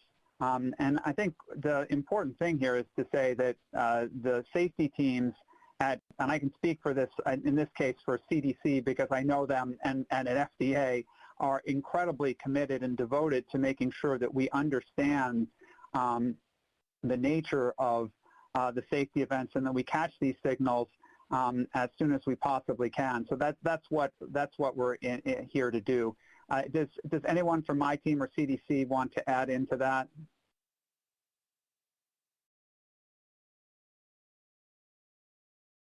Rich, you're muted, Rich. Thank you very much, Dr. Marks.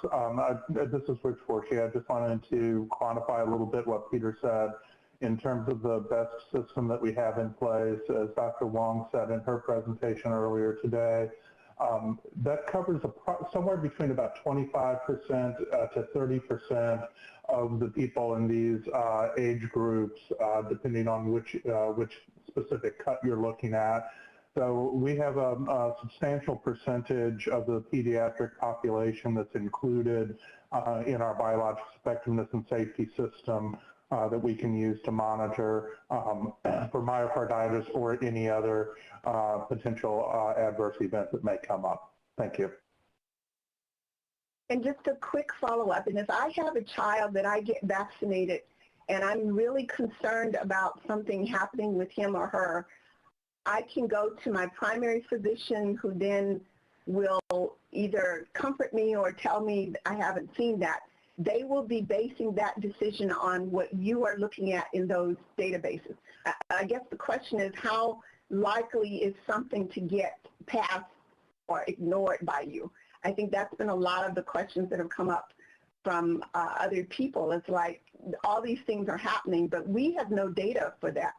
Are we missing it, or are there things happening that have nothing to do with the vaccine, but may just be coincidental? So how would I, as a parent, be comforted by the fact that I know I have a system that is going to allow me to pick up on anything that may be vaccine related? Thank you. Go ahead, Dr. Marks.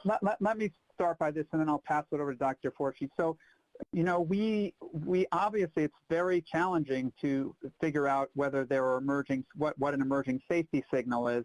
It is easiest when something is very unusual because it didn't take very many cases of thrombosis thrombocytopenia syndrome to be able to pick that up.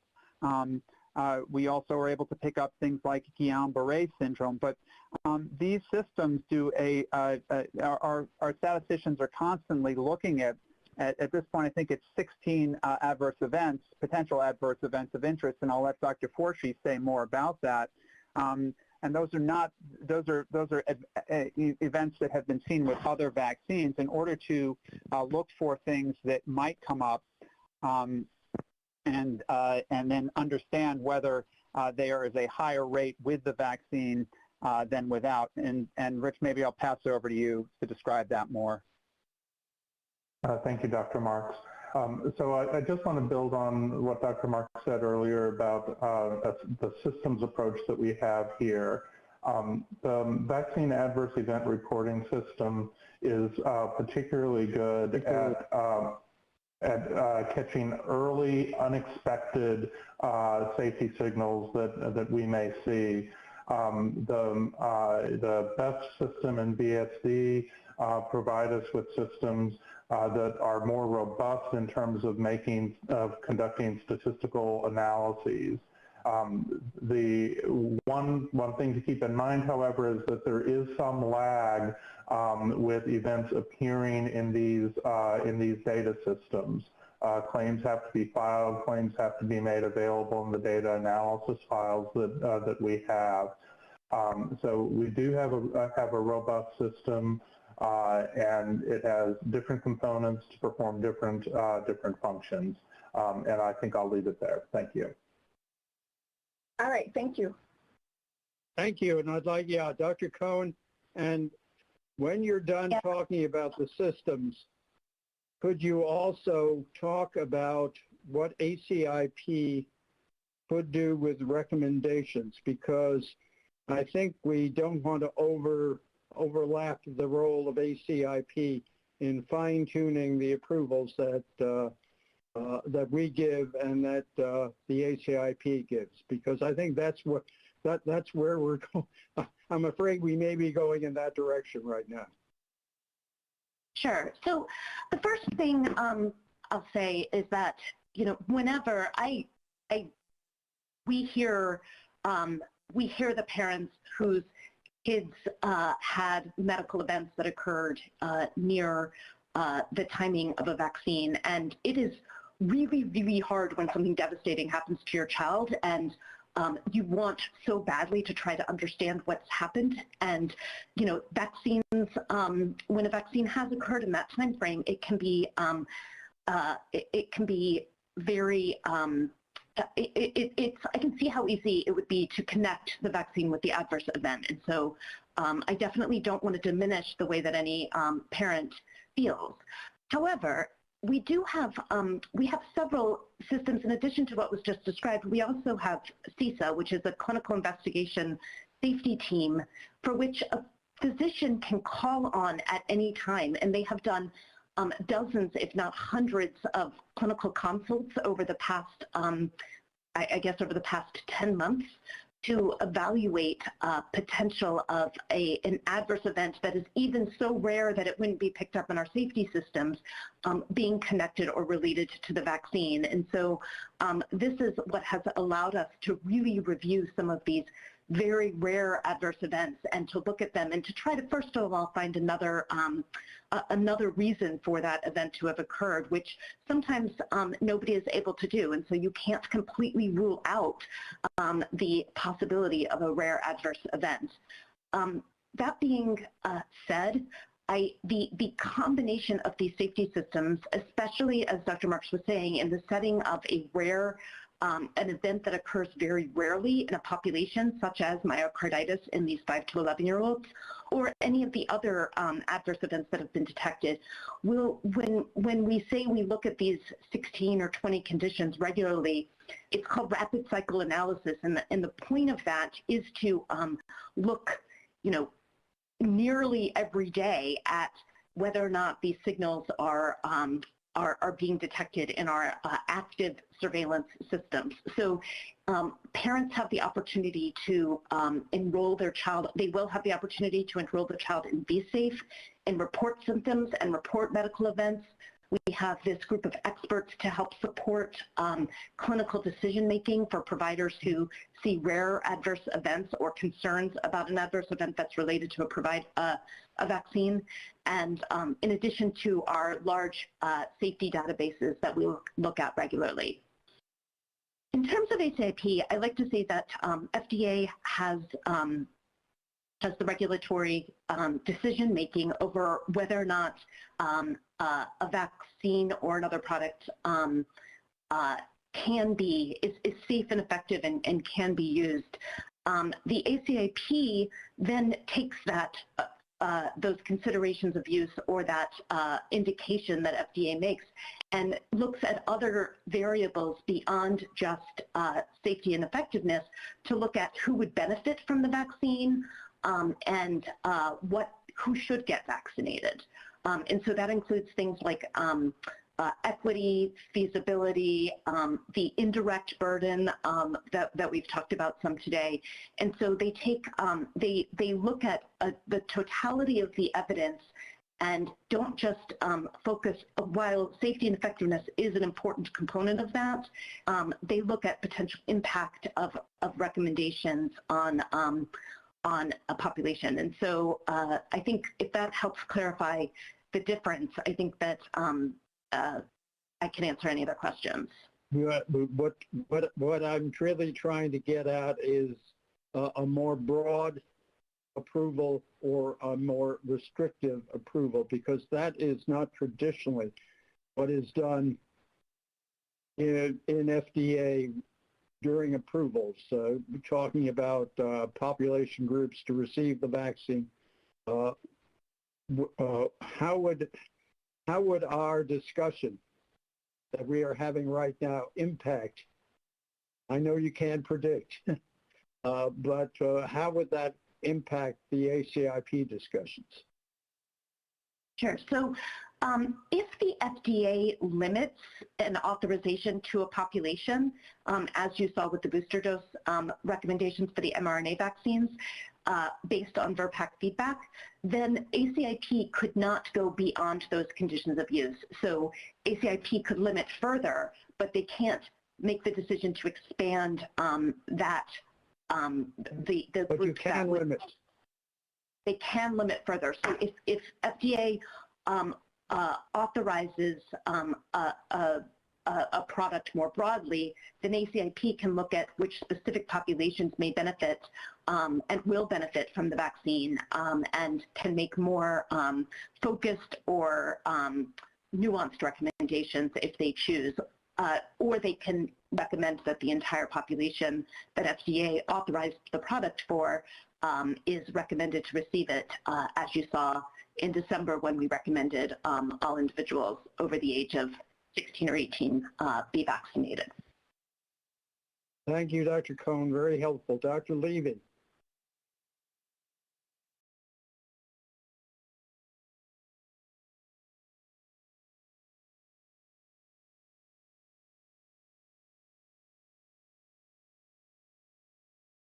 Error. Sorry, that is an error. Please go to the next. Okay. Dr. Perlman.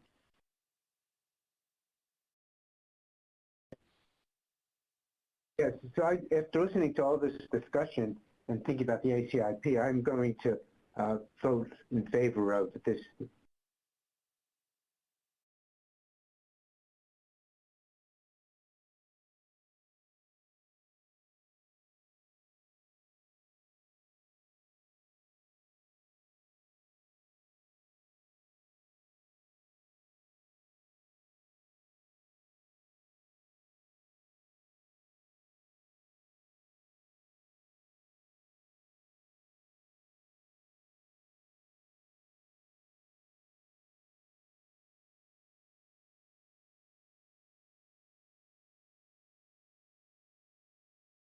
Don't want to have anybody thinking, so all right. So again, thank you. We were holding off until we want to make sure we're just going to make a quick announcement that we do have some widespread power outages. So we want to make sure we didn't miss anything with Dr. Perlman. So now that we're reconnected, Dr. Perlman, take it away with your question. Okay. Please start from the beginning. Okay, I'll see if I can repeat that. If I can remember what I said, right. So I was just going to say that I'm going to vote in favor of this question. As I've listened to all the discussion, all of which I basically agree with, it occurs to me that not only are we talking about acute disease, but we're also talking about the other things that Amanda talked about, the effects on families and transmission to other people, and then also long COVID, which may be the biggest problem that we have, certainly in adult populations, maybe in pediatric populations. So I would want to give families the option for getting their children vaccinated if they choose to. The other thing is that even the shedding issue, which is so important for transmission, we don't really have data that there is an effect on shedding, but based on other studies from other coronaviruses and even from animal studies, it's likely that we will see an effect on shedding. And we also, the problem with shedding is that we almost have to do the transmission study to see if people in a household get infected. There may be virus left in the nasal cavity after a vaccine, but the question is the shedding is long or the levels is high? And I think that we don't really have very good data on that. But I think it's so important, as has been mentioned many times in this discussion. And the final thing is that one of the reasons we care so much about the risk-benefit ratios is I think it's really been hard finding much of a risk. Much of it so far has been more based on older populations. So I think the analyses that were done by the CDC were great. But part of the issue is that so far the risk has not been very high in what we've seen. Thank you, Dr. Moore.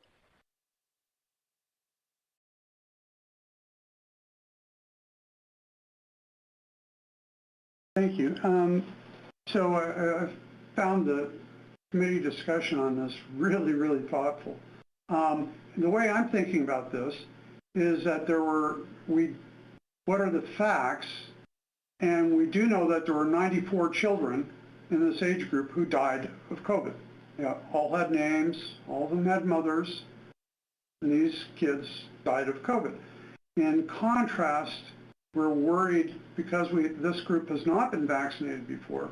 We're very worried about a side effect which is real, cannot be dismissed.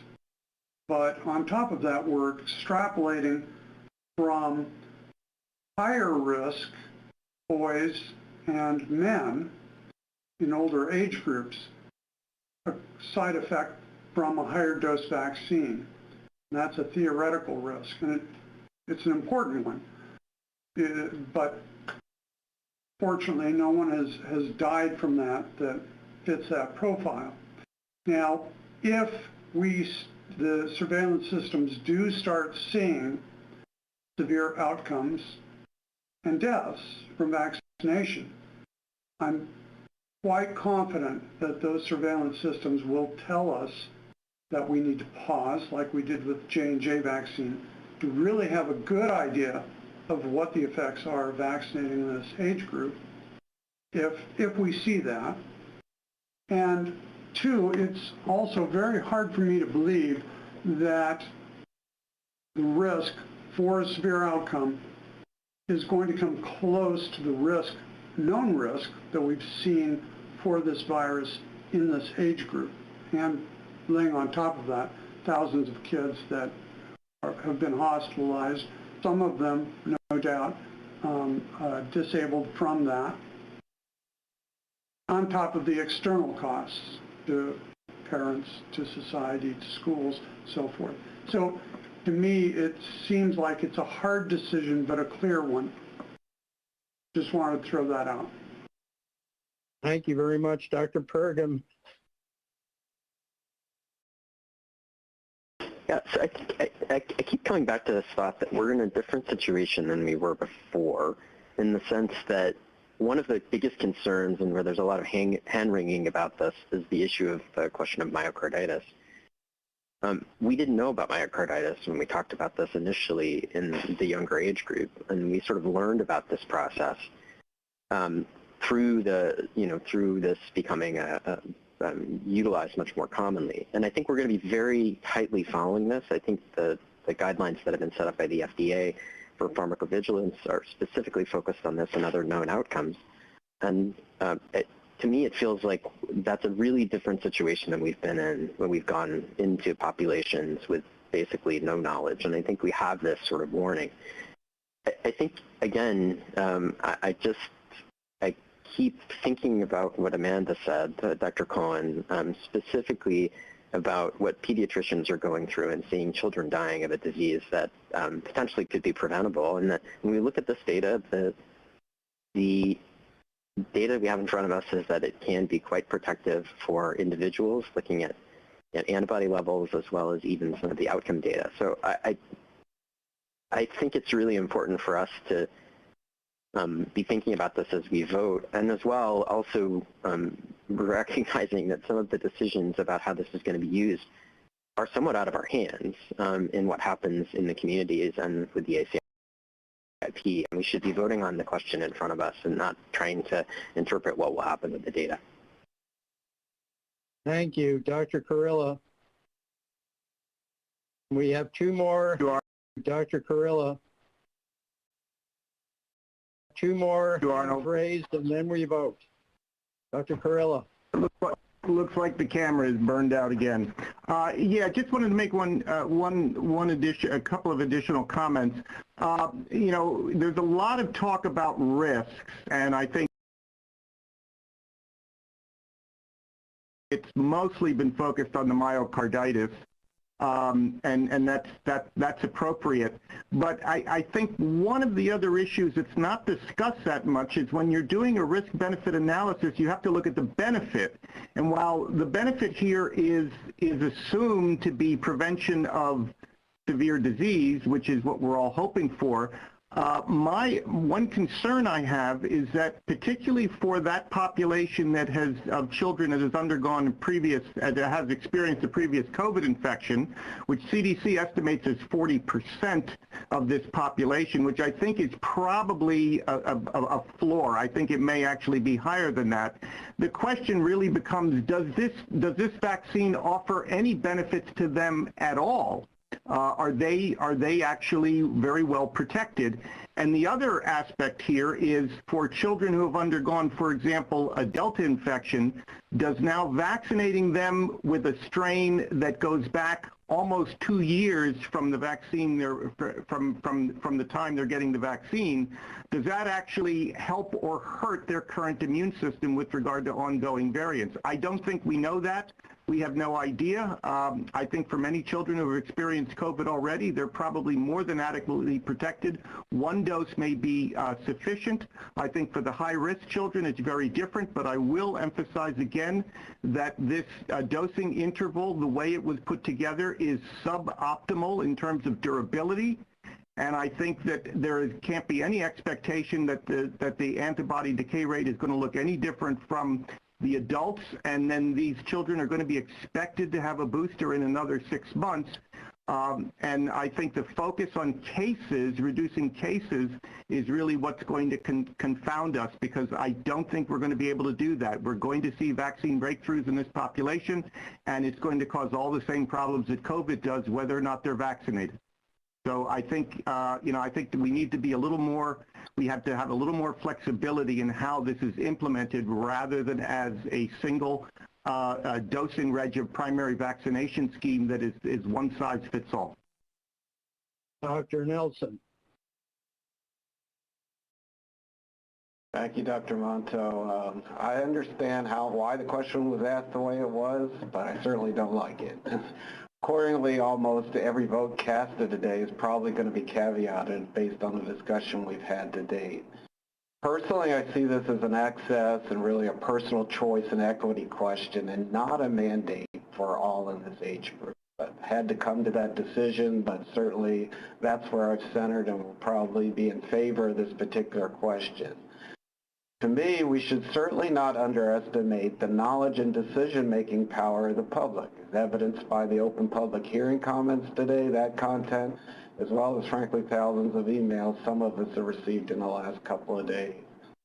Providing choice to a fully risk-informed public using a shared decision-making model with their trusted providers, to me, is a pretty reasonable way ahead.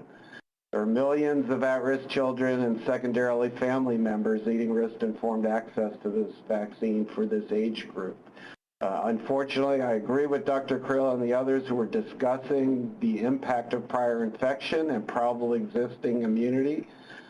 Most families in the U.S. are flying blind with respect to their individual status. So in the absence of a testing strategy or having that knowledge, I think we're stuck with where we are and having to provide at least access to the vaccine and giving families the choice to make that vaccination. So to me, depriving access to those at the highest risk could have some very devastating effects and hospitalizations and deaths that will result. So I deeply appreciate the thoughtful approach that the committee has taken thus far in the deliberation. I'll probably be supportive. Thank you very much. And last word to Dr. Fuller, please. Thank you, Dr. Monto. I'm just reminded from my infectious disease teaching that we have had vaccines for children before. I'm reminded of the polio vaccine campaign, and Dr. Monto, you might actually even remember more, that people could actually, and children could actually see the effects of polio on their classmates. We cannot see the effects of COVID-19 so dramatically on children, and thus it weighs the question, is it worth the risk?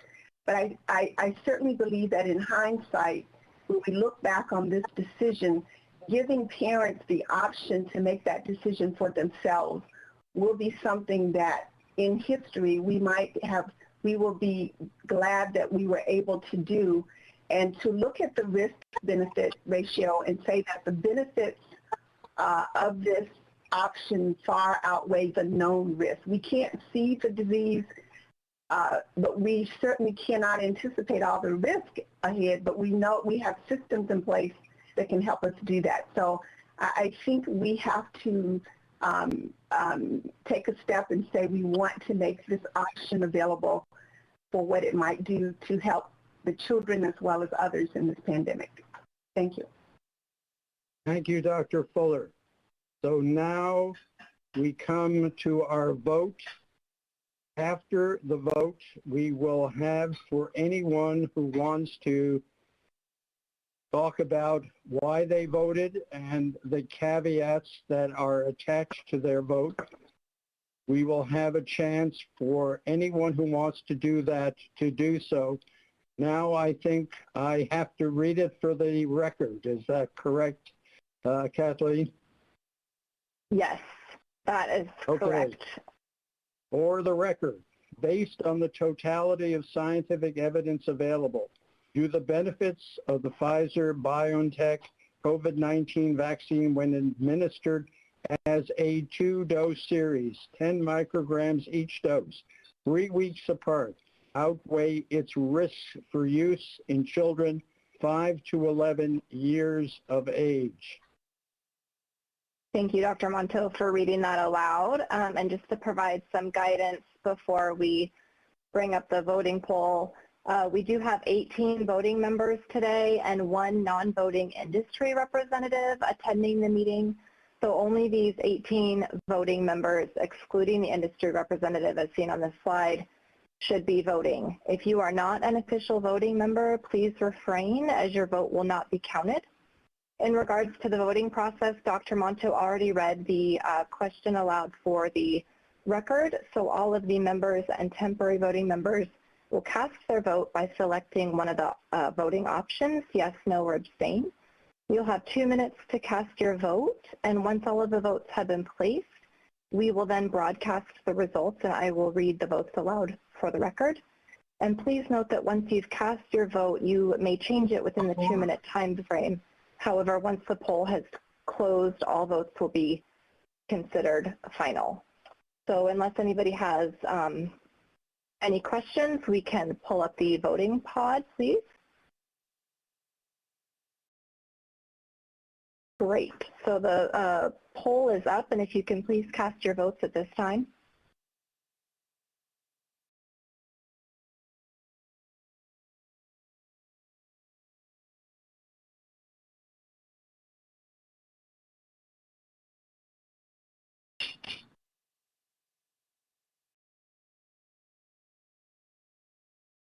Okay, it looks like all votes are in, so we can now broadcast the results, and I will read the votes aloud for the record.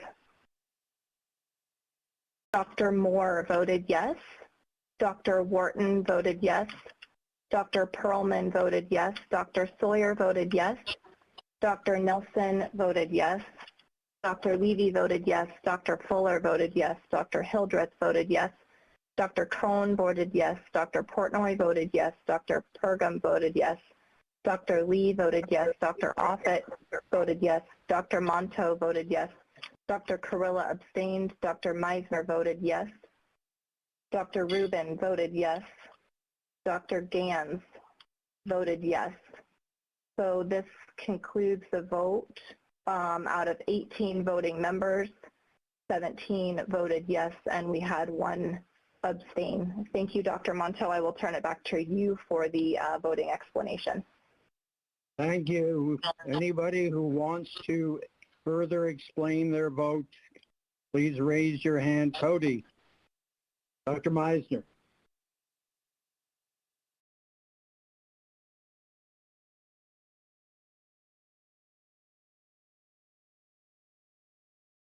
Thank you, Dr. Monto. And I voted yes, as has been stated. But I wanted to make a point. I think that this is quite different than the MMR vaccine, for example. People compare it, say there's a requirement to go to school to get the measles, mumps, and rubella vaccine. And that, I don't think, is a fair comparison, because we know that vaccine is safe. We have tested that vaccine for decades. Absolutely. And we know, we have a very good sense of what the adverse events are. We do not have that with this particular messenger RNA vaccine. I think there are some children, as has been said, in the 6 to 11-year-old group who are deserving of this and may very well derive benefit, but there are other children who may be at increased risk of myocarditis. Dr. Yang gave a very sophisticated mathematical model, but I just remind people that the rates of hospitalization in this age group of 6 to 11 is 0.1 per 100,000, or less than 10 per million. And the rates of myocarditis in older age groups with a different vaccine, from Israel at least, were as high as 100 to 150 cases per million. So I think we have to very carefully monitor the safety profile of this vaccine going forward. If the ACIP does recommend it, and hopefully it'll be for those children who have other risk factors. Over. Thank you, Dr. Meisner. Dr. Portnoy. Very great. First of all, I want to thank you, Dr. Monto, and the FDA for holding such transparent and scientifically valid committee meetings like this. I think that having an open and transparent discussion like we did today instills confidence in the public so that they can see very clearly that we were very careful in our deliberations, and I think that the decision that we came to was exactly the right one. I'm very pleased with that. I work at a children's hospital. Our hospital has been full for the last month or so with children who've been critically ill. Not all of them have COVID, but many of them do. We have a lot of them in the intensive care unit. I'm looking forward to being able to actually do something to prevent that. I'm looking forward to seeing my patients tomorrow in the clinic because they've been terrified that their children are going to get COVID. Now I have some really good news for them that they can look forward to. So I want to thank the committee for the deliberations. I think we made the right decision, and I look forward to telling my parents the good news. Thank you, Dr. Portnoy. Dr. Cohen.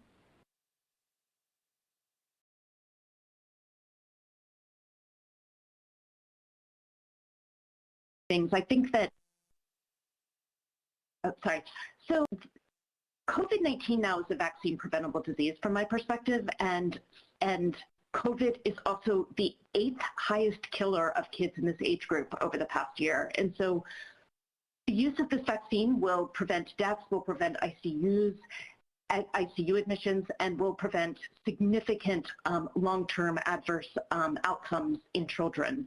We will monitor myocarditis very carefully, but I will also say that there have been no deaths from myocarditis, and nearly all of those cases we're doing long-term outcomes have completely recovered just weeks after the onset of their mild cases of myocarditis. So I just really am so grateful that we have this discussion and that the committee voted to approve this, because I think that the benefits in this age group are really super important, even if they are lower per se than older age groups. I think this is an age group that deserves and should have the same opportunity to be vaccinated as every other age. Thank you, Dr. Cohen. Dr. Levy.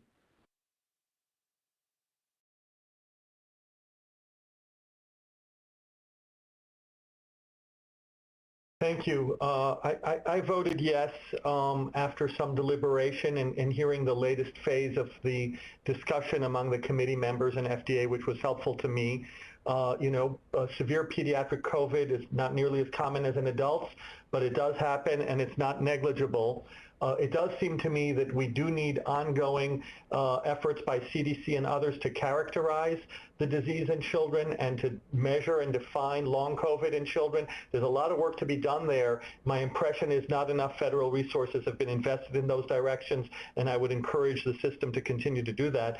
I think this vaccine will likely be effective in reducing pediatric COVID in this age group and may also help reduce transmission. On the safety end, I'm encouraged by the lower dose, the dose finding a dose that's immunogenic and had not too much in terms of reactogenicity. And then in terms of the myocarditis, it'll be important to keep an eye on that, as Dr. Cohn alluded to, given the surveillance, and yet a priori, it seems the 5 to 11-year age group may be less susceptible to that. CDC, if FDA decides to proceed with this, CDC will take it up and will consider the data with an independent eye in terms of whether they need to direct towards how this would be deployed and how it would be used. I think that, the surveillance systems are going to be critical here, and I'm hoping that this starts off as a campaign, if it moves forward, that starts with choice and parents and their care providers partnering in those decisions. Thank you. Thank you. And Dr. Rubin.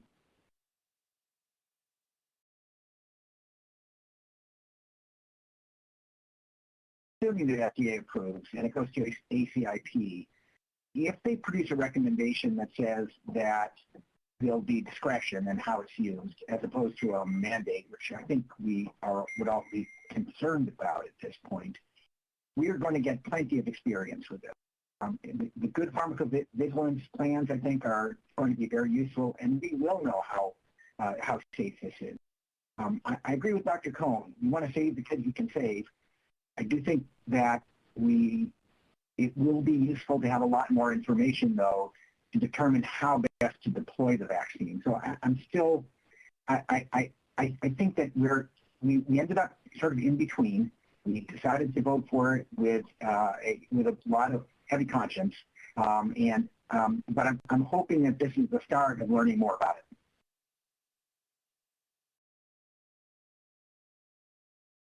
Dr. Wharton.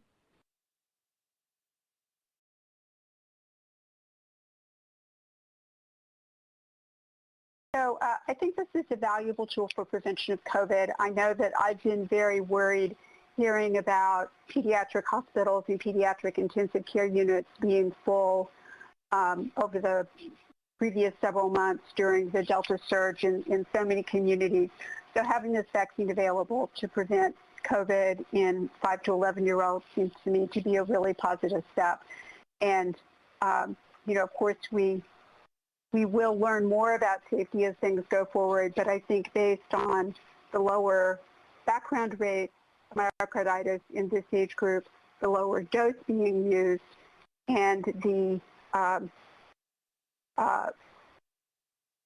evidence that risk is lower in the younger adolescents than the older adolescents together, I think that I am not as concerned about myocarditis in this age group as I am in the older kids. So I think it's a good move forward for COVID prevention and for protecting our kids. Thank you, Dr. Wharton. Dr. Pergam.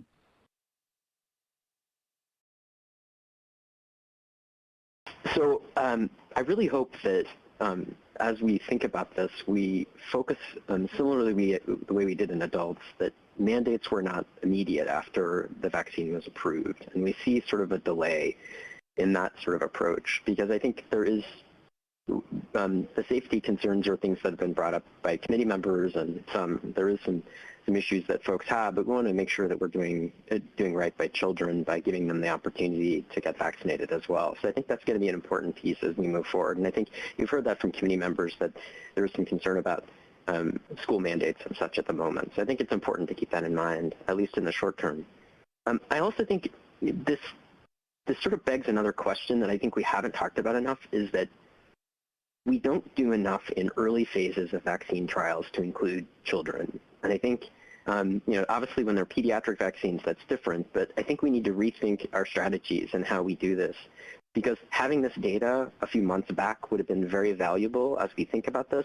And I think I'd love to see the FDA rethink how they want to produce, or how they want to advise vaccine companies about doing this kind of research, because having this in an earlier phase, and I think my pediatric colleagues would agree with this, would be very advantageous. Thank you. Dr. Hildreth.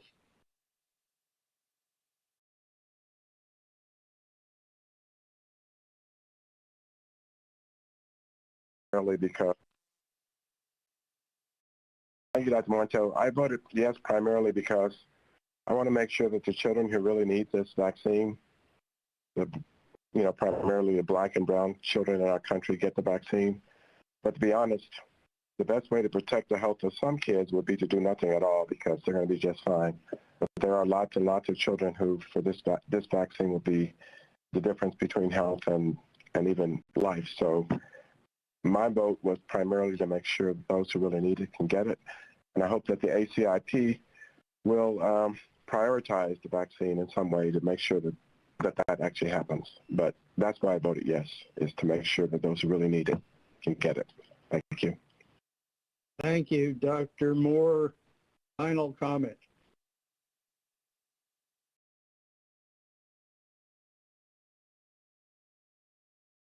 Thank you, Ronald. The one thing that I hope is that this is not a last step, but just a very, very tiny first step.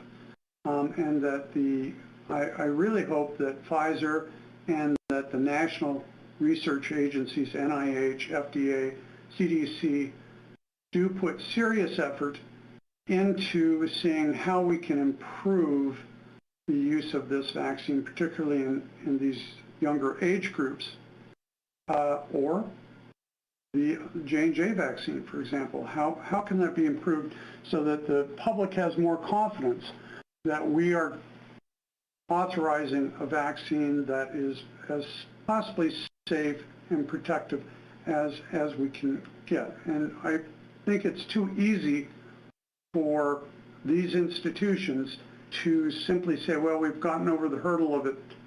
It's been accepted in this age group or this risk group. Let's move on to the next thing. I was a little disappointed that the clinical trials for children didn't start until June 1st of this year, whereas this time last year, we were evaluating the clinical trials for 18-year-olds and above for the Pfizer vaccine, and then quickly thereafter for the Moderna vaccine. So I just hope that we can make a little bit better progress on trying to find out how to optimize our tools to fight against this virus. Thank you very much, Dr. Moore. And just to continue some of your thoughts, this should be not the last step, but the first step in understanding the role of these vaccines in the pediatric age group. We've identified a lower dose, which we expect is going to decrease the frequency of the rare side effect of myocarditis. We may want to look at that dose in other age groups where myocarditis is more frequent. We have approved or recommended approval for a 3-week interval. That's something that we also need to look at more closely. But this is what we have to do now because we are in an emergency, and I'm thank the committee for a very long and very deliberate and very complete review of all of the elements that have gone into our recommending approval of this vaccine for an important age group of children. So over to you, Prabha, to close the meeting. Thank you, Dr. Monte. Actually, I will invite Dr. Marks to make some closing remarks before I formally adjourn the meeting. So thank you very much to the entire committee for what were very, very thoughtful deliberations today. I think it obviously is a challenging thing, and I think it all shows how caring the entire committee is about our children. I think everyone here is trying to do their best to weigh the benefits and risks here. Just to reassure the committee, because we are taking an emergency use authorization rather than approval, in general, although it's possible that mandates could be put in place, I suppose, in general, people have not done mandates with emergency use authorizations, and there are certain governors who have already announced that they would not do a mandate until there was an approval as opposed to an emergency use authorization. Excuse me. So I really appreciate very much the concern here. The other thing I would just like to stress is that the safety monitoring of this vaccine will continue. It has actually been quite intense with a small army of individuals who are very committed to this, and they will continue this. And I do view this as one of our greatest responsibilities to ensure that as this vaccine is deployed and as it continues to be deployed in both adults, adolescents, and children, that we are very actively looking for any safety signals and that we take rapid action, and we do so in conjunction with our colleagues at CDC. So thank you all again for what was a very long day. We greatly appreciate your input and wish you a very good rest of the day. Thank you, Dr. Marks. This is now to formally adjourn the meeting. The meeting is adjourned at 4:35 p.m. Eastern Time. Thank you so much.